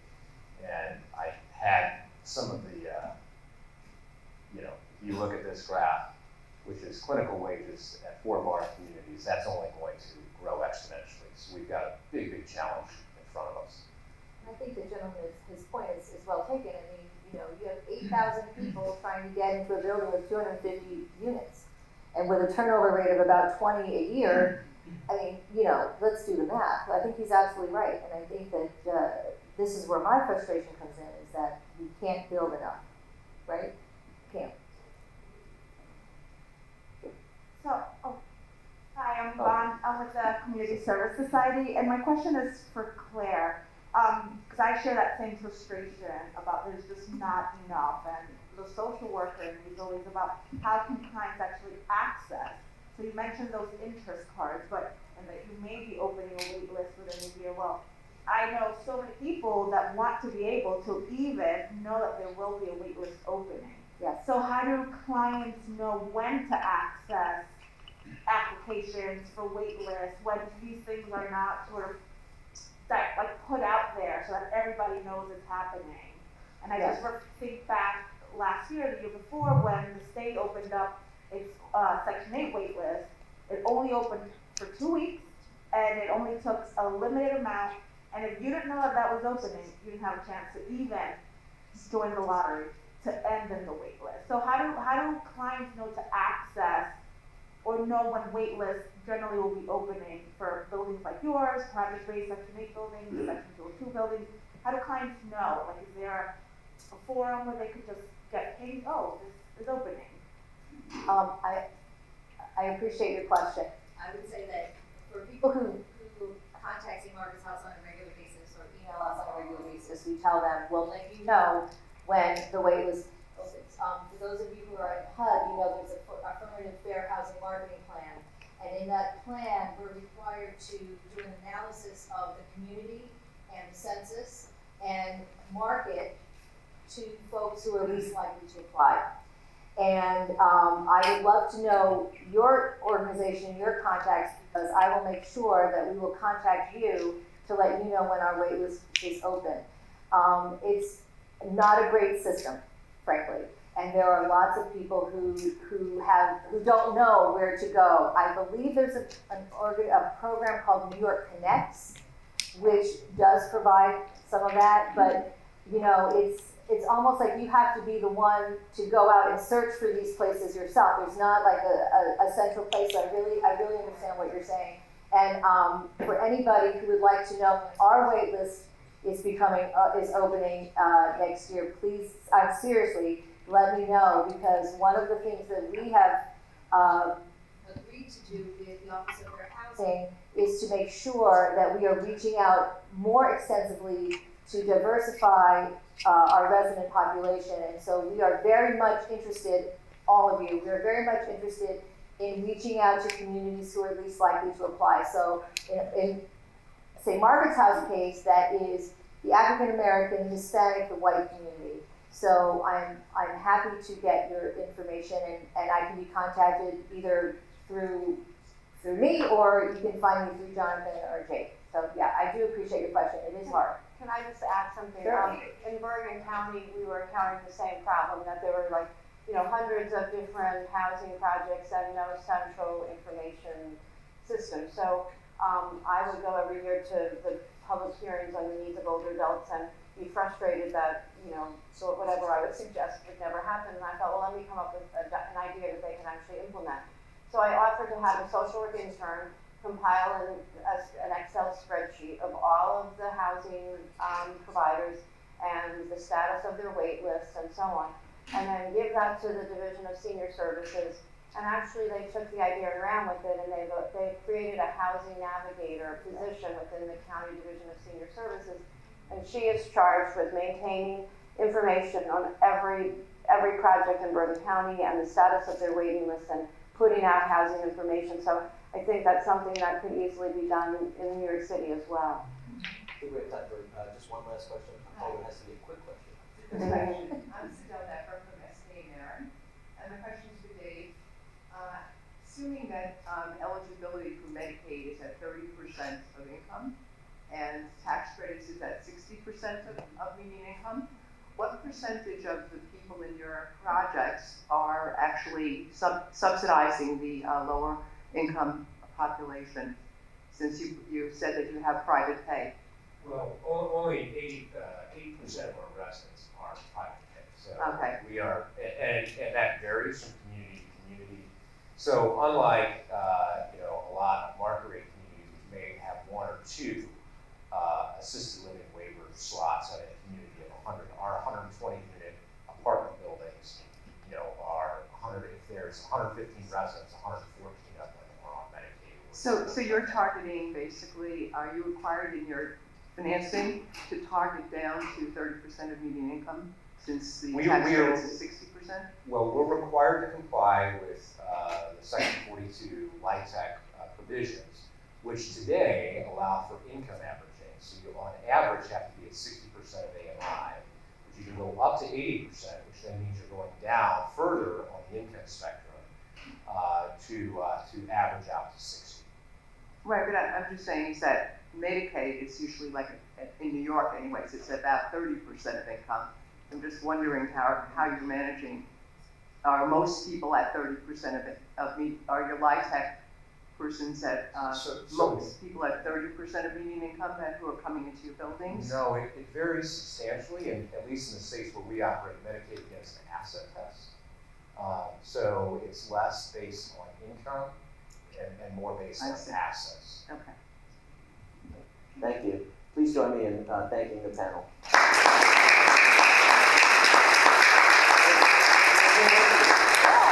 We'll take a quick break and we'll anyway, thank you to all of you at the Federal Reserve for allowing us to have this conversation today. I think it's an important one. My name is Candace Robinson. I serve as the Director of Healthy Communities at Capital Impact Partners. We are a community development financial institution. We have been investing in long-term care, affordable housing, community health care, child care, affordable access to health, food security, and whatnot, across all the social determinants of health, or as Brett termed, health-related social needs. So we're going to all talk about that today. But I really just wanted to identify that, with senior housing as an investor in that space and a long-term investor in that space, what we have learned is really the importance of the impact really comes from what happens inside the building, right? We can invest in the building, we can put the capital together, but really it takes what happens inside the building. And these services, especially for older adults and individuals with disabilities, are super important to be able to have that impact realized. And so I am excited to be here for this conversation today and this group. It has been brought up a couple of times in earlier conversations about this. Where's the policy intersection? How do we kind of combine this housing, services, siloed worlds together to make this happen? And so I am joined on this panel with much more smarter people than myself in the areas of Medicaid and whatnot. But I'm excited to be joined by current and former agency heads of both New York and New Jersey Medicaid that will discuss our state's role in facilitating some of the partnerships between housing and service providers, and also really the linchpin of the kind of Medicaid underbelly of the service of the payment source, and then how do these pieces work together, and also just talk a little bit about partnerships and collaborations.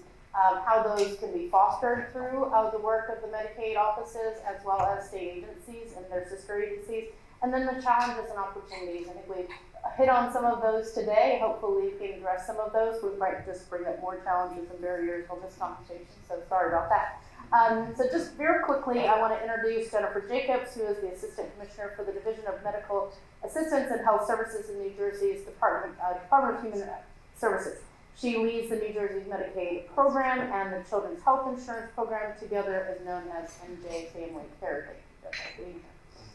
Liz Misa, thank you, is currently the Senior Vice President of Ostroff Associates, a leading government relations firm in New York. She was previously the Deputy Medicaid Director for the New York State Department of Health, and among other things there, in her tenure there, she worked on the Medicaid redesign and was the co-chair for the Medicaid redesign team on affordable housing work. And then last but not least, Brett Friedman also is currently serves as partner at global law firm Ropes & Gray, and previously served as the Deputy Commissioner and the State Medicaid Director for the New York Department of Health. He and Liz worked closely together there and led a lot of innovative efforts around Medicaid 1115C waiver research and demonstrations, as well as value-based care programs and social care strategies. So we don't have slides. We're not slide people. We just want to have a conversation with you. Sorry to let you down. But we have invited this conversation today really to talk about the role that the state can play, some of the needs for affordable service-enriched housing for low-income individuals, and also just partnerships and challenges of building those partnerships and bridging these gaps. So we're going to talk for a little while today, definitely leave space for questions, and I'm just delighted to have the opportunity to start our conversation. So are you all ready? Okay, just want to make sure your microphone. So Jen, I'm going to start with you because we've been working in the state of New Jersey now as Capital Impact for a few years, working with, as Elizabeth said, the ALP model, but are also just concerned about affordable assisted living across the state. So you have done a lot of work in expanding and changing the reimbursement in New Jersey, and also a lot of non-reimbursement initiatives within your 1115C waivers. Can you talk a little bit about some of the changes that you've seen recently and how that's impacting kind of the discussion today? Sure. I'm happy to, and just a quick thank you for including me in the discussion. I'm so glad to be here. I'm excited to hear about the work that everybody's doing with the people that we serve, but from a different angle, right? And I have that's near and dear to my heart because I came out of a 5th grade classroom serving a low-income community many years ago, and I saw that I was serving that community from a different angle, right? So education, healthcare, housing, we're all trying to do it the best way possible. And I'm really glad to be here to represent the Murphy administration and the work that we're doing. You know, as Elizabeth mentioned, we did provide a rate increase for assisted living providers of different types, and really specifically trying to encourage and incentivize those providers to serve more of our Medicaid community. I have a lot of thoughts on that, which I'm happy to share maybe afterwards in drinks if we don't have time now. But I also wanted to mention some of the housing work that we're doing, trying to bridge some of the gaps that we see in the system, recognizing that housing and healthcare go right together, right? And really it's very difficult for us to get the kinds of high quality healthcare outcomes we're looking for the people we serve if they're in fact in unstable housing or unhoused altogether. So that being said, as you know, we're not housing experts at Medicaid, at least not New Jersey Medicaid, I don't know about New York. So it was really important to us to begin to build relationships in the housing community, and we have done that, and I'm really happy to sort of talk a little bit more about that. Where we're headed is, we've proposed some services to our federal partners that we've seen other states do. I think you guys might talk a little bit about this as well. We've proposed to be able to provide some care management through our managed care organizations. Those are our partners, boots on the ground. The state Medicaid agency is not out in Medicaid members' homes, not calling Medicaid members every day to coordinate their care. Our managed care organizations are doing that. So working with those partners to be able to expand the housing care management that we have begun with a small part of our population to a broader part of the population. And then to be able to, through that care management, connect people to some additional services and supports that will probably sound very familiar to you, but are not currently funded through New Jersey Medicaid. So this is where we're trying to bridge the gap. One is transition supports. So someone who may be, for example, living on a friend's couch today, but would like the opportunity to move into an apartment on their own tomorrow, does not necessarily have the wherewithal to get into that apartment or the things that they would need once they got there. But we would like to be able to support that transition because we think it will lead to better health outcomes, and there's plenty of empirical research that says so. And then for folks who are in housing, but maybe they're having, for example, a dispute with their landlord, or that housing is at risk in some other way, we want to be able to offer tenancy support services. And these are not brand new ideas. Other states that out there ahead of us on that. And we think that there's real opportunity for New Jersey to build those bridges without trying to reinvent any wheels, just to mix metaphors, but without trying to reinvent the wheel, right? Really tapping into the existing community of experts, many of whom are in this room today, to be able to make sure that we're closing some of those gaps in the system. And then the other thing I wanted to mention really quickly is through some funding that came through a congressional allocation to support the home and community-based services infrastructure, states were able to define some specific investments that we would, without getting into too much of that nitty-gritty, that we would not normally be able to make. And one of the investments that New Jersey identified was bricks and mortar building homes that are dedicated specifically for Medicaid covered individuals who are at risk of homelessness or institutionalization. And this is not something that we would normally be able to do, but we have allocated about $100 million out of that congressional funding to support the development of units that will be purpose dedicated to our Medicaid population. So that's not everything, but it's a start, and it gives us a strong sense of we're going to step into an innovative space. For us, that's very uncomfortable because we are not housing experts, we are Medicaid experts, but those partnerships that we're building in state government and in the community are the way we're going to get that done. Great, thank you so much for sharing that. I'm really so excited to work with you in New Jersey, so thanks. Liz, you had such a great role in the New York Medicaid redesign and the Affordable Housing Work Group, and I just want to know, could you take us through a little bit of the history of that work and what you learned in that work group and kind of things that would add to this session today? Yeah, absolutely. So I had the opportunity to lead the Medicaid redesign and supportive housing portfolio when I worked at the New York State Department of Health. And Medicaid redesign was created by then Governor Cuomo in 2011 to really examine opportunities to bend the Medicaid cost curve, but also improve quality care for Medicaid members. And what we did, and I think it was super innovative, at the time we leveraged I think the largest Medicaid state-only investment to invest in supportive housing projects. We invested in capital, rental subsidies, and operating. And we targeted high-cost Medicaid members who were either chronically homeless or at risk of homelessness. And we moved them into supportive housing units. We worked with all of our, sister agencies. It wasn't just, the health department. We worked with the Office of Mental Health, OASIS, OPWDD, our aging office, our housing authorities, because we knew that the populations that we were moving into supportive housing really touched, various health and human service agencies.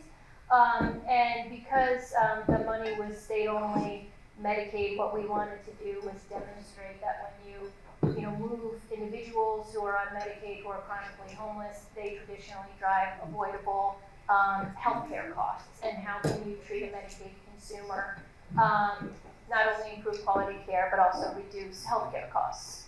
So we commissioned a study looking at pre-post healthcare utilization, what happened to the individual before they were housed, what happened after. And what we saw was that, in fact, it does work, to target Medicaid consumers and move them into housing. We saw drastic reductions in emergency room utilization, hospitalizations, avoidable psychiatric admissions, reductions in substance use, rehabilitation, and more importantly, we saw improved connectivity to primary care, to care management, and so it was, a very exciting program to work on, and, I think it laid the framework for what, Brett continued to do at the health department.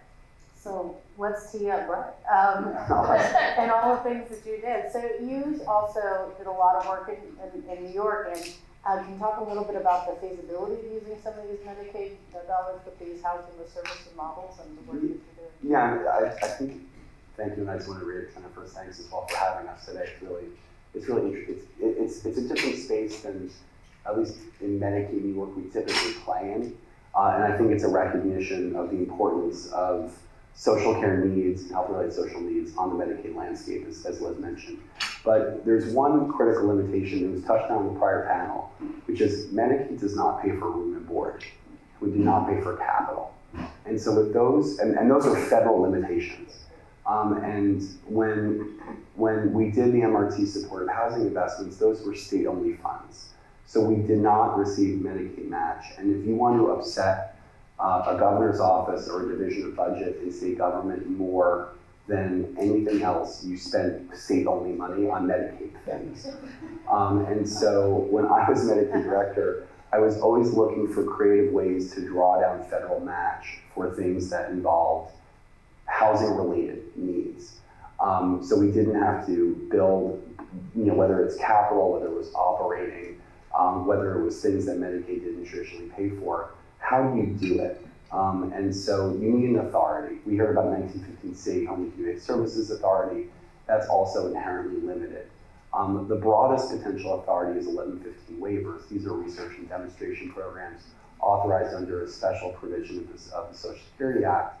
And we're seeing a wave of states, and New York's hoping to get authorized as part of the wave of states that are looking to turbocharge housing investments through federal match using 1115 waivers.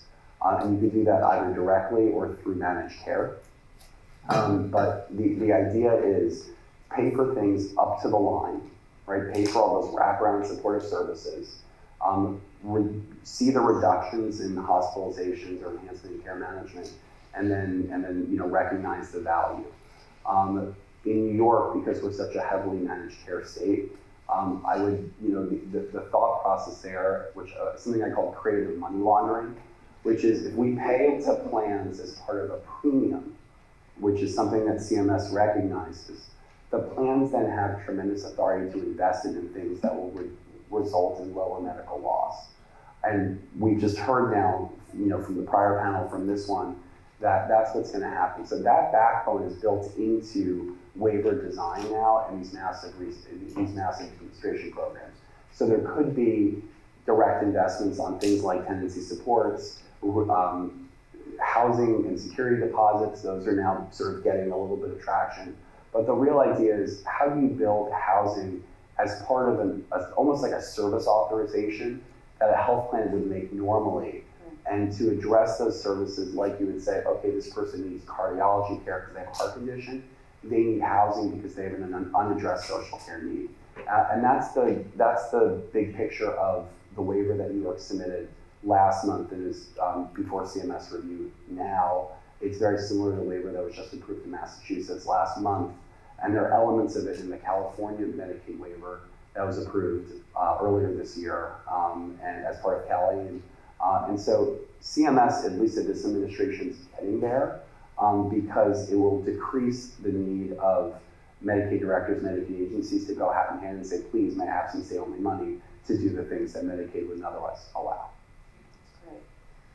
I think what seems to be a running theme in all of your conversations and also just today is that this partnership, this collaboration, this alignment, these kind of coming together and realizing you're serving the same person, regardless if you're the housing developer or you're the service provider, and that you are almost responsible to some extent. There's an accountability that comes with, I think, building senior housing. And so to that extent, what is the role that you have found within your roles in Medicaid at the policy level, and to build relationships not only within your own sister state agencies, but also to foster that knowledge amongst private developers? Do you want to take that? Or anybody can take that. I'm not looking at you again, because I know New Jersey had a really great housing and health initiative a few years ago too. Well, we just did a stakeholder session yesterday too on the units that we're planning on building. And in that session, we were working with the Department of Community Affairs, which has the low-income housing, some of the low-income housing in New Jersey, and some of you know HMFA is the other agency that does a lot of that work. We've worked with both of them on this, and there's really a tremendous effort that goes on where we have to frame the conversation in a way that we know the words we're using, where we think we understand each other, or we're actually using in the same way, so we're communicating really clearly. And then in the conversation with the stakeholders, these really interesting questions come up that are very much a part of the housing world and the everyday life that you all have, that are completely foreign to us. So that's been a really interesting discussion, and I think one of the real particular challenges there around innovation is, innovation is risky, and these are very complex programs.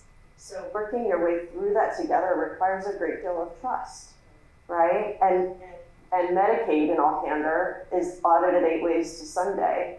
So we really do have to be very mindful in the process. I think it's also too just that there's Medicaid, and then there's housing, and then there's development, and there's lots of components and pieces that have to come together. And I think we often forget that this is not just the licensing doesn't even land in your world.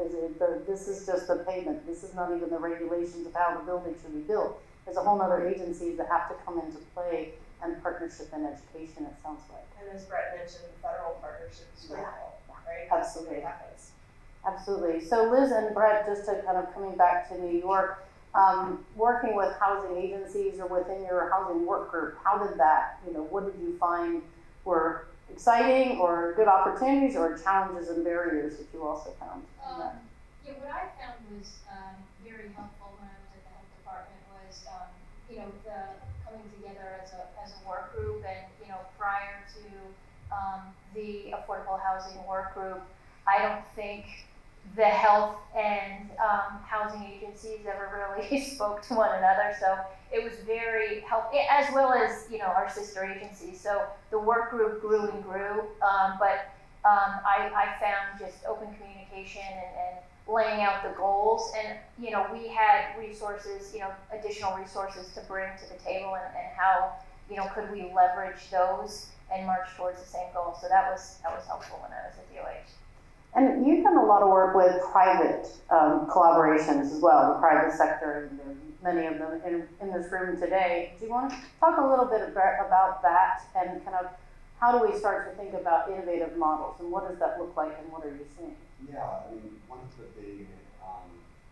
of the things I was starting to see in the Medicaid program coming out, especially for senior care, was thinking about co-location. And I think it goes a lot to the licensure element of what you were mentioning, which is you have the residential construction and you have the funding for the residential construction, but then you have space in the building.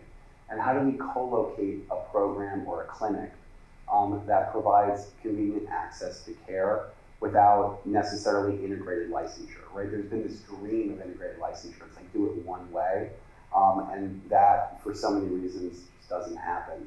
And so, there's a lot of great programs, whether in New York or nationally, that serve seniors with complex needs, right? Like in New York, we love PACE, right? The Program for All-Inclusive Care for the Elderly. We have 9 PACE organizations here in New York. PACE has pockets of growth in the country, California, Colorado, Virginia for some reason.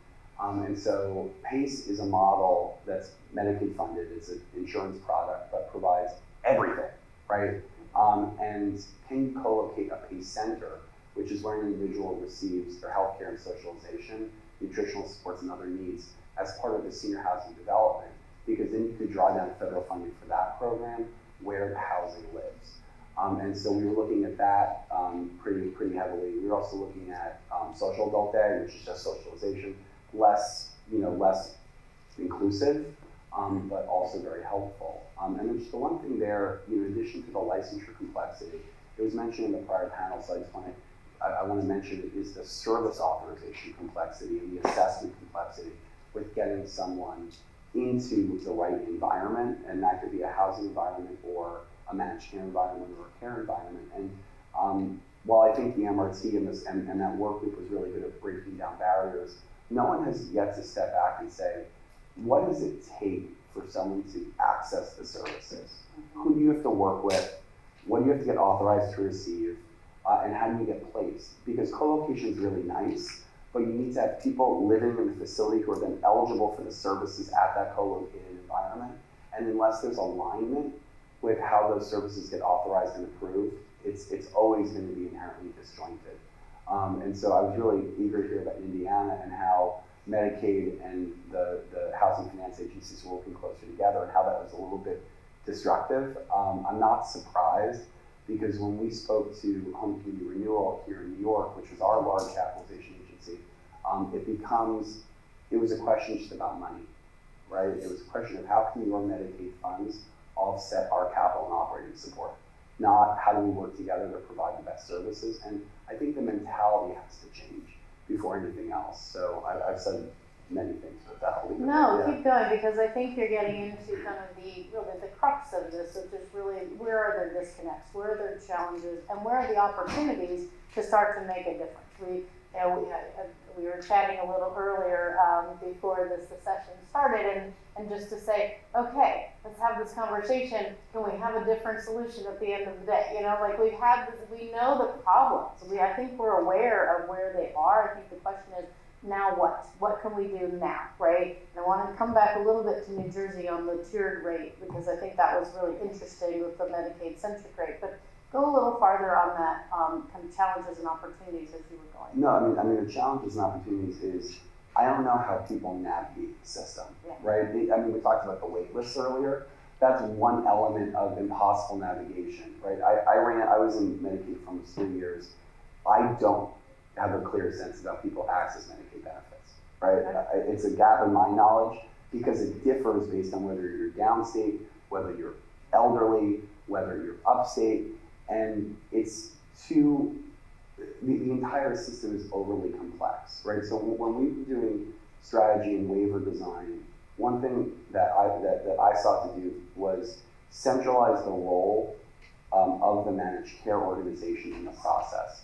And it's not because I like managed care. I think for the most part, they've done a terrible job in the Medicaid program, but I don't have a better solution, right? The managed care plan, by virtue of its position in the hierarchy, is responsible and financially at risk for care management, for service authorization, and for better outcomes. So having that entity at the central point, at least of my Medicaid world, how do we leverage their role appropriately to break apart or to break through all the levels of stratification and segmentation to create something that makes these services accessible? I wish there was a better solution, but the answer is not to create more systems or more work groups. The answer is to say, let's get rid of all the unnecessary ones. Let's put singular accountability within someone who's already financially responsible for better outcomes and lower costs, and see if they can actually prescribe those services like they're a medical service. It's controversial. I love it. I can't help it, because full disclosure, I worked in managed care for over a decade, and I had a boss who used to say, we're not perfect, we're just better. And I thought that was very, very practical, and I keep it in mind every day when I sit today working with managed care. They're not perfect. They're just better than what states had before managed care. And I agree 100,000%, which I shouldn't do with a bunch of math people in the room, but I agree 100,000% that holding these organizations accountable to doing this work better is critical. I think from a state government point of view, and I say this to other Medicaid directors a lot, it is incumbent on us to also speak their language. As much as I need to learn your language and have a direct conversation with you about the real brass tacks of a housing project we're working on together, I also need to speak managed care language to them, and that includes giving them very clear and specific marching orders and a vision of what success looks like from the state's point of view, so that they have the opportunity to do it right for us. If I just put out a newsletter or contract amendments that say managed care, we're going to do it this way now, they will have to interpret all the white space on that page, right? But if I get together with them, and we did this recently in a couple of major issues, COVID being one of them, if I get together with them and I say, here's what success looks like for us in New Jersey, including you and our 2 million members, then I'm much more likely to get what I want. So there's a whole sort of effort of bridge building and understanding that needs to happen on that end as well. Thank you. Are there other challenges or opportunities that you would want to highlight, things that you've maybe found, Liz, if you're working in New York? Well, I think one of the opportunities that I've seen is how do we leverage health in the healthcare systems with new developments, and co-locate healthcare services within the development.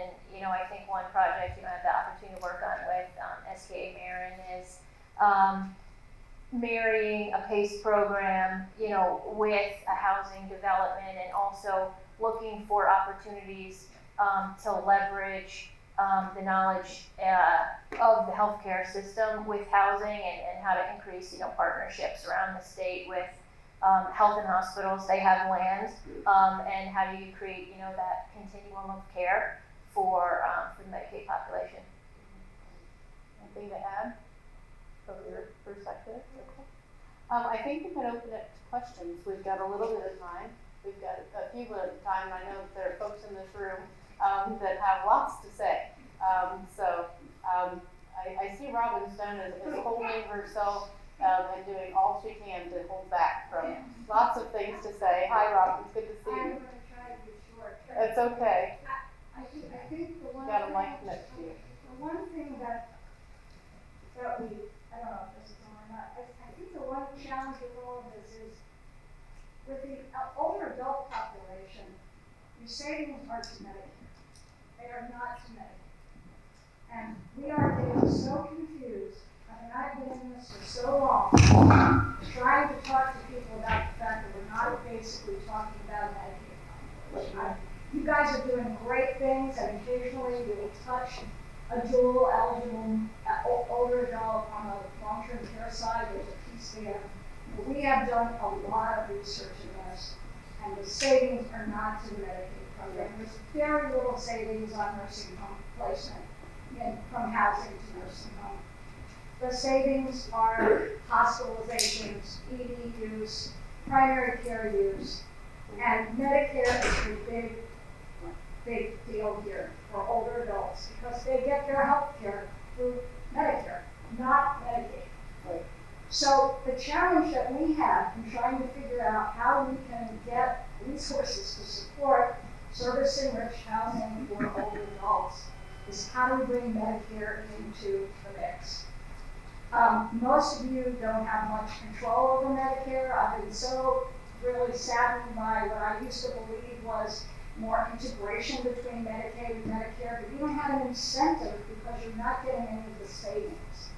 So how do we think about new models of Medicare and Medicaid together? There are several states that are able to do this. Vermont was one because they have an all-payer system. Most states do not have that. So where you've got an all-payer system, that's why some of you may know the SASH model, which was a service coordinator nurse program, where they were able to actually pay for that through Medicare because the state actually has an all-payer system. And so I think we need to think about, if we're going to be interested in older adults, if we're not, if we're talking about homeless folks, if we're talking about younger people with disabilities, I agree with you, there's a tremendous amount that can be done with Medicaid. But Medicaid is really limited in terms of what it can do, other than perhaps thinking about the role of the service coordinator benefit. And if the state can see that this is going to help you because you're going to have older adults who are more well, even if you don't get the money, then there may be a way to talk about this. I think we have to go to CMS and start talking about other ways of bringing Medicare and Medicaid together.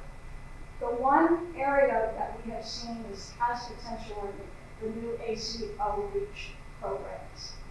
Because a lot of the people who live in senior housing across the country are not in managed care. They actually are fee-for-service. That may not be true in New York. It's true pretty much throughout the country that they're more likely to be fee-for-service. So we have to think about managed care in a way that actually addresses the needs of people living in the buildings. The other thing is, if you've got 5 plans, 8 plans in a building, they have no incentive to serve their 5 residents. Can we create a fiscal intermediary program that pools the dollars across the plans? We have tried to do this in Massachusetts. We didn't do very well in making this happen. Could it happen in New York as a demonstration through CNMI? Could you actually bring plans together, take some big buildings where you have a lot of volume, and let's see how many plans are in there?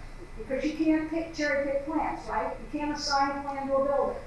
But if we brought the plans together and said, the state will be the fiscal intermediary. You can pool them. You'll pool those dollars for the service coordination in buildings. Maybe we could design a demo. And New York may be the best place to do it because you've got a lot of managed care. So I just wanted to throw that out because we forget the Medicare piece of this. And for older adults, that is really where the savings are. You're just not gonna get it out of Medicaid. You said so many correct things in that statement. We've been working on this for ages. Yeah, so I want to take each of them in turn. So one is, you're correct. How do we get the Medicare savings that we generate through better investments in senior supportive housing was a huge concern of mine. Our strategies were a few-fold, none of which were perfect. One is PACE, right? PACE is a fully integrated product. It grew from 3,500 to 8,000 in my time as Medicaid director in New York. Yeah, no, it's not the PACE program. It's the fact that in your housing properties, you have a very It's very small. It's very small, yeah. So it's you're not gonna, you could have maybe 5 people in a building that are in PACE. That is 100% true. So is there, how do we break down the barriers to make PACE more of an option and to increase? And part of the co-location work that Liz has done and that we supported was, having then the PACE be able to market in the building, because then you could sort of organically grow enrollment. And so it's tricky under federal rules, but yes. The other strategy for improving Medicare, we had two other strategies. One was promoting what was called Medicaid Advantage Plus. That was our fully integrated duals plan, because we are able to capture more of the health savings on the Medicaid side. And then the third is Medicaid does care about, we don't benefit from financially reductions in medical expenditures. We do benefit dramatically from reductions in long-term supports and services expenditures. And so how do we look at models of care that and this is going to sound very blunt, but that limit people's need for individual personal care or individual home attendant services? Those are incredibly expensive, right? In New York, we had 270,000 people who needed long-term supports and services at $18 billion a year, right? That's small numbers with huge financial consequences. And so anything that we can book savings on with regard to reductions in LTSS is a huge one. To your point about FIs and regional demos, in our wave, I fully agree. Global payment pilots are the future of Medicaid, and we had proposed one. We had thought to do two geographically. One was in the Bronx, and one is in the North Country, because global payment pilots work well in, sort of low population rural areas. And then we really pushed CMMI during my time in the Medicaid program, trying to get an all-payer pilot in the Bronx as, a high health equity needs zone. And we were making progress until they shut us down when they said, you want to do anything if we're going to do something, do it nationally. But in our waiver proposal, we put out authorization to do a fully aligned pilot. The problem is you can't get commercial in the mix. And that goes to my last point, which is plan fragmentation is my #1 issue in New York, right? And New York is, New Jersey, you have, when you were saying, Jennifer, how you get your plans in there and have a meaningful conversation like that. I can't do that. I couldn't do that in New York because we have 15 mainstream plans, 15 Pioneer health plans, and 27 managed long-term care plans. And so, and they're not just too many of them, but they have vastly different interests, right? We have some that were sort of grown out of, provider-led human services organizations, and then we have others that are part of national Medicaid health plan behemoths. And their interests are very different, and their sophistication is very different. And so, one of the things we tried to do was actually competitively procure plans by area in New York. And that's frankly what pushed me out of the Medicaid program, was like, you thought I would have proposed like death panels. But I agree with you that we need to look beyond an individual selection of a specific health plan, because that individual's member experience and their services shouldn't change because they picked Centene and not, River Spring, right? And we have had conversations with a lot of them, just they need enough volume and they need an incentive to come together. And maybe there's a way to think about some kind of additional loss ratio thing, or figuring out a way to give them some type of incentive to come together. I mean, some of these plans are not going to do it, but others might. Centene was all actually pretty interested when Michael Monson was there, and when he left, that was all over. That's the other thing, is every 5 minutes you get a different person in these plans, so you're always having different conversations. But yeah, and I mean, I've spoken with the folks at United too, who many of which were still sort of in the market or came from New Jersey. And, the viewpoint there is that, a lot of what they did on housing supports and services was lip service. Although I found the data very compelling when they presented it. So it's just, it's hard to get to the bottom of it. And, to say, it goes to the other point, which is like, managed care is not a good option, but sometimes it's the best option in order to centralize accountability and service, but you need to simplify the journey. Hi, I have a question following up on, I think, some of the examples that Robin was talking about, which it's really exciting just to hear these ideas. But on a more basic level, I would love the folks who used to work for New York State Department of Health to either explain to me or provide some thoughts about how we can get what New Jersey has just the basic ability to bring basic healthcare services into affordable senior housing in New York City and in New York State, and there's an incredible density of these projects in New York City. I mean, obviously not enough, but there are like 250 senior HUD projects in New York City, 30,000 apartments. That doesn't even count all of the new buildings that the city has been building, and some of the buildings that the state has been building that have MRT. But we are prevented from bringing in nursing services. We have to lie about having medication management in our buildings. There's a letter from the Department of Health from 2016 that lays this out very clearly. If you have any of these things, it even lists case management in your building, then you need to become a licensed facility. So, I mean, I love the idea of having all of the services, but I'm not even asking about funding. If we have the money, how do we get permission to bring these services in? Okay, so I'm happy to answer that. This is outside of the Medicaid program for all influence, but I'm also a practicing attorney. And I'm not giving you legal advice, but I'll tell you what but no, when you've hit the nail on the head is, and it was something, Candice, you mentioned, which is just like, we're not even talking about licensure. Yeah. And what you're raising is a licensure issue. And New York has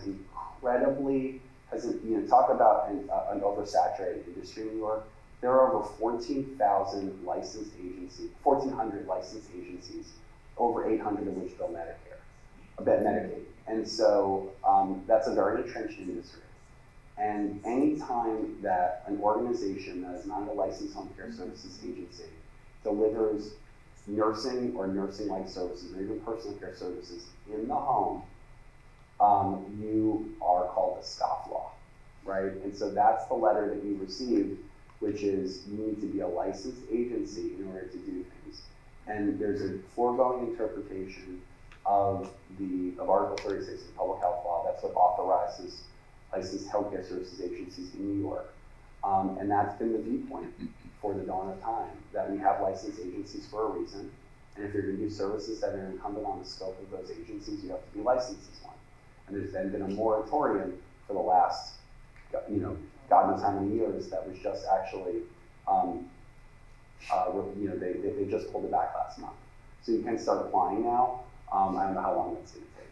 But there's two pathways. One is there's something in New York called Public Health Law 2805X.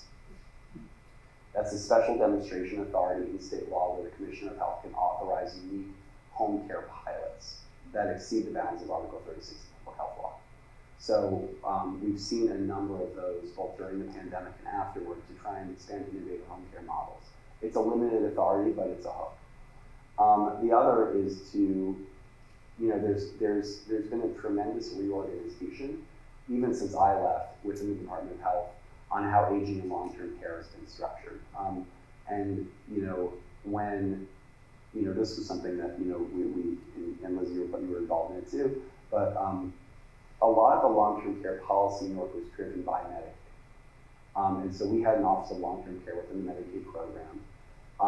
And anytime there was a long-term care issue, they would say, hey, we want to do this, how much are you going to pay for it? And we said, no. Like, what's the policy? Then we'll tell you how much we're going to pay for the policy if it's a good idea. And so everything became a payment discussion, not really a licensure discussion. And so, thinking through, and with Dr. Bassett now as the health commissioner, she pulled long-term care out of Medicaid and a few other areas of the Department of Health and centralized in the new Office of Aging and Long-Term Care at the deputy commissioner level. It's someone named Adam Herbst, who's a really good guy. Part of what Adam's mandate is to look at these antiquated licensure issues, to break down barriers that have been restricted to licensed agency services. Because it's not just affecting senior supportive or senior housing, it's impacting a lot of forms of healthcare innovation in New York, right? We get calls all the time that, hey, we're an infusion service and we want to send our nurses into the home. It's like, well, you're not a licensed agency, you can't do that. And so there's a lot of use cases where it could be applicable. And it's something that the department is now with this new office going to start revisiting. In the interim, there is this 25x authority. That was a very long answer for a specific question, but it highlights a lot of the That's challenges. okay. And I would also just say that that's one of the reasons why Capital Impact has been working in New Jersey. We started out in financing affordable assisted living back in 1992, and through Raoul Johnson Foundation, were challenged and said, created the affordable assisted living model. How would you finance this as an investor? And I think we've struggled with the same issue of how do you put all these pieces together? How do you make that capital stack work, but also the operations? And when we found the assisted living program model in New Jersey, I'm like, why is this not in every state across the world? And what's interesting is that the advocacy that we worked with, the work that we did in New Jersey, it wasn't trying to convince the state that this is a model that they need to have, because it was already on the books. It was how do we foster this? And I think what we have found, and from our point of view, is that as home and community services are pushing into the community, we are pushing it onto the back of a provider network that's not been really well taken care of for a long time, right? And unless you were a health-directed program, your social service-directed programs probably don't get a lot of money and a lot of love, right? And now you're kind of being pushed into kind of, oh, well, all the gates are open and here's all the waiver services, go be an expert in this space, and yet that's a whole nother language that you don't even understand. And so I think that it's not just the housing and services, I think it's service providers, it's licensing, it's a whole host of, a whole party has to come underneath this tent in order to see some of these service-enriched housing. And I know, Robin, you've been working on this at about the same Yeah, in fact, we've been around the same space. We did do 3 case studies of New Jersey, Connecticut, and Minnesota. They all have assisted living programs as opposed to licensing the building. Right. So it is not like it's in multiple states. Right.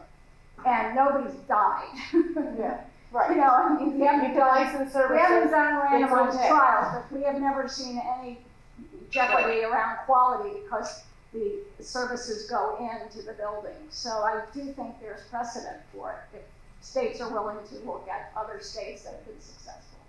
So on that note, we are between us and fruit. So I want to say thank you to Jen and Liz and Brett, and thanks for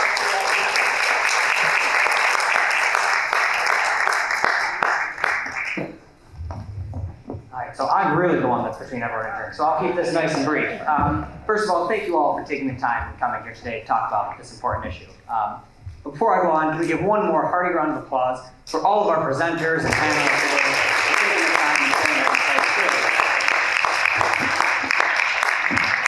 And then I also want to give a thanks to the internal team that made this possible.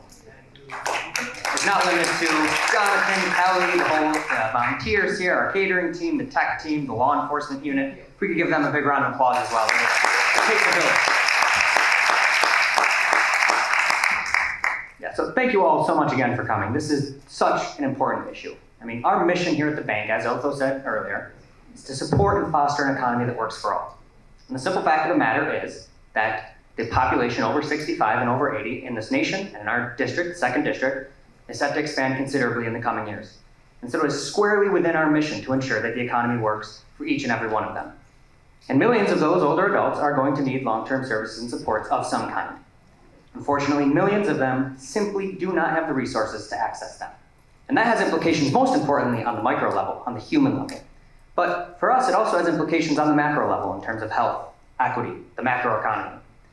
And so that's why we wanted to bring together these experts, these practitioners, these policymakers, to not only talk about this issue, not only the challenges and the barriers which we all know, but also to talk about some of the solutions, talk about what we can do next. So I hope you'll all leave this clear-eyed about the challenges, but also enthusiastic, having learned something new, thought of new partnerships, thought of new ideas that we can expand upon going forward. And that's really what we do with the community development team more broadly. We bring together stakeholders on these important issues and foster good dialogue. So I encourage you to check out our website. We have previous events up there. We'll have this event recording up there. And we'll also have any future events that we're doing on issues like health and housing, climate resiliency and adaptation, capital markets, everything you can think of. And so before I finish, I have one last thing to say. And that's one of the key reasons that we do these events is for the happenstance connections, the conversations, the contact cards being exchanged, people talking to the panelists and talking to each other. It's really oftentimes the connections that happen within these walls that push the ball forward on these issues outside these walls. And so very smoothly, very savvily, notice, I'm going to transition from that into encouraging you all to stay for the reception. We've got good food, we've got great drinks, we've got even better people. So please join us in having that. And one more time, give it up for our participants. Thank you all. Thank you.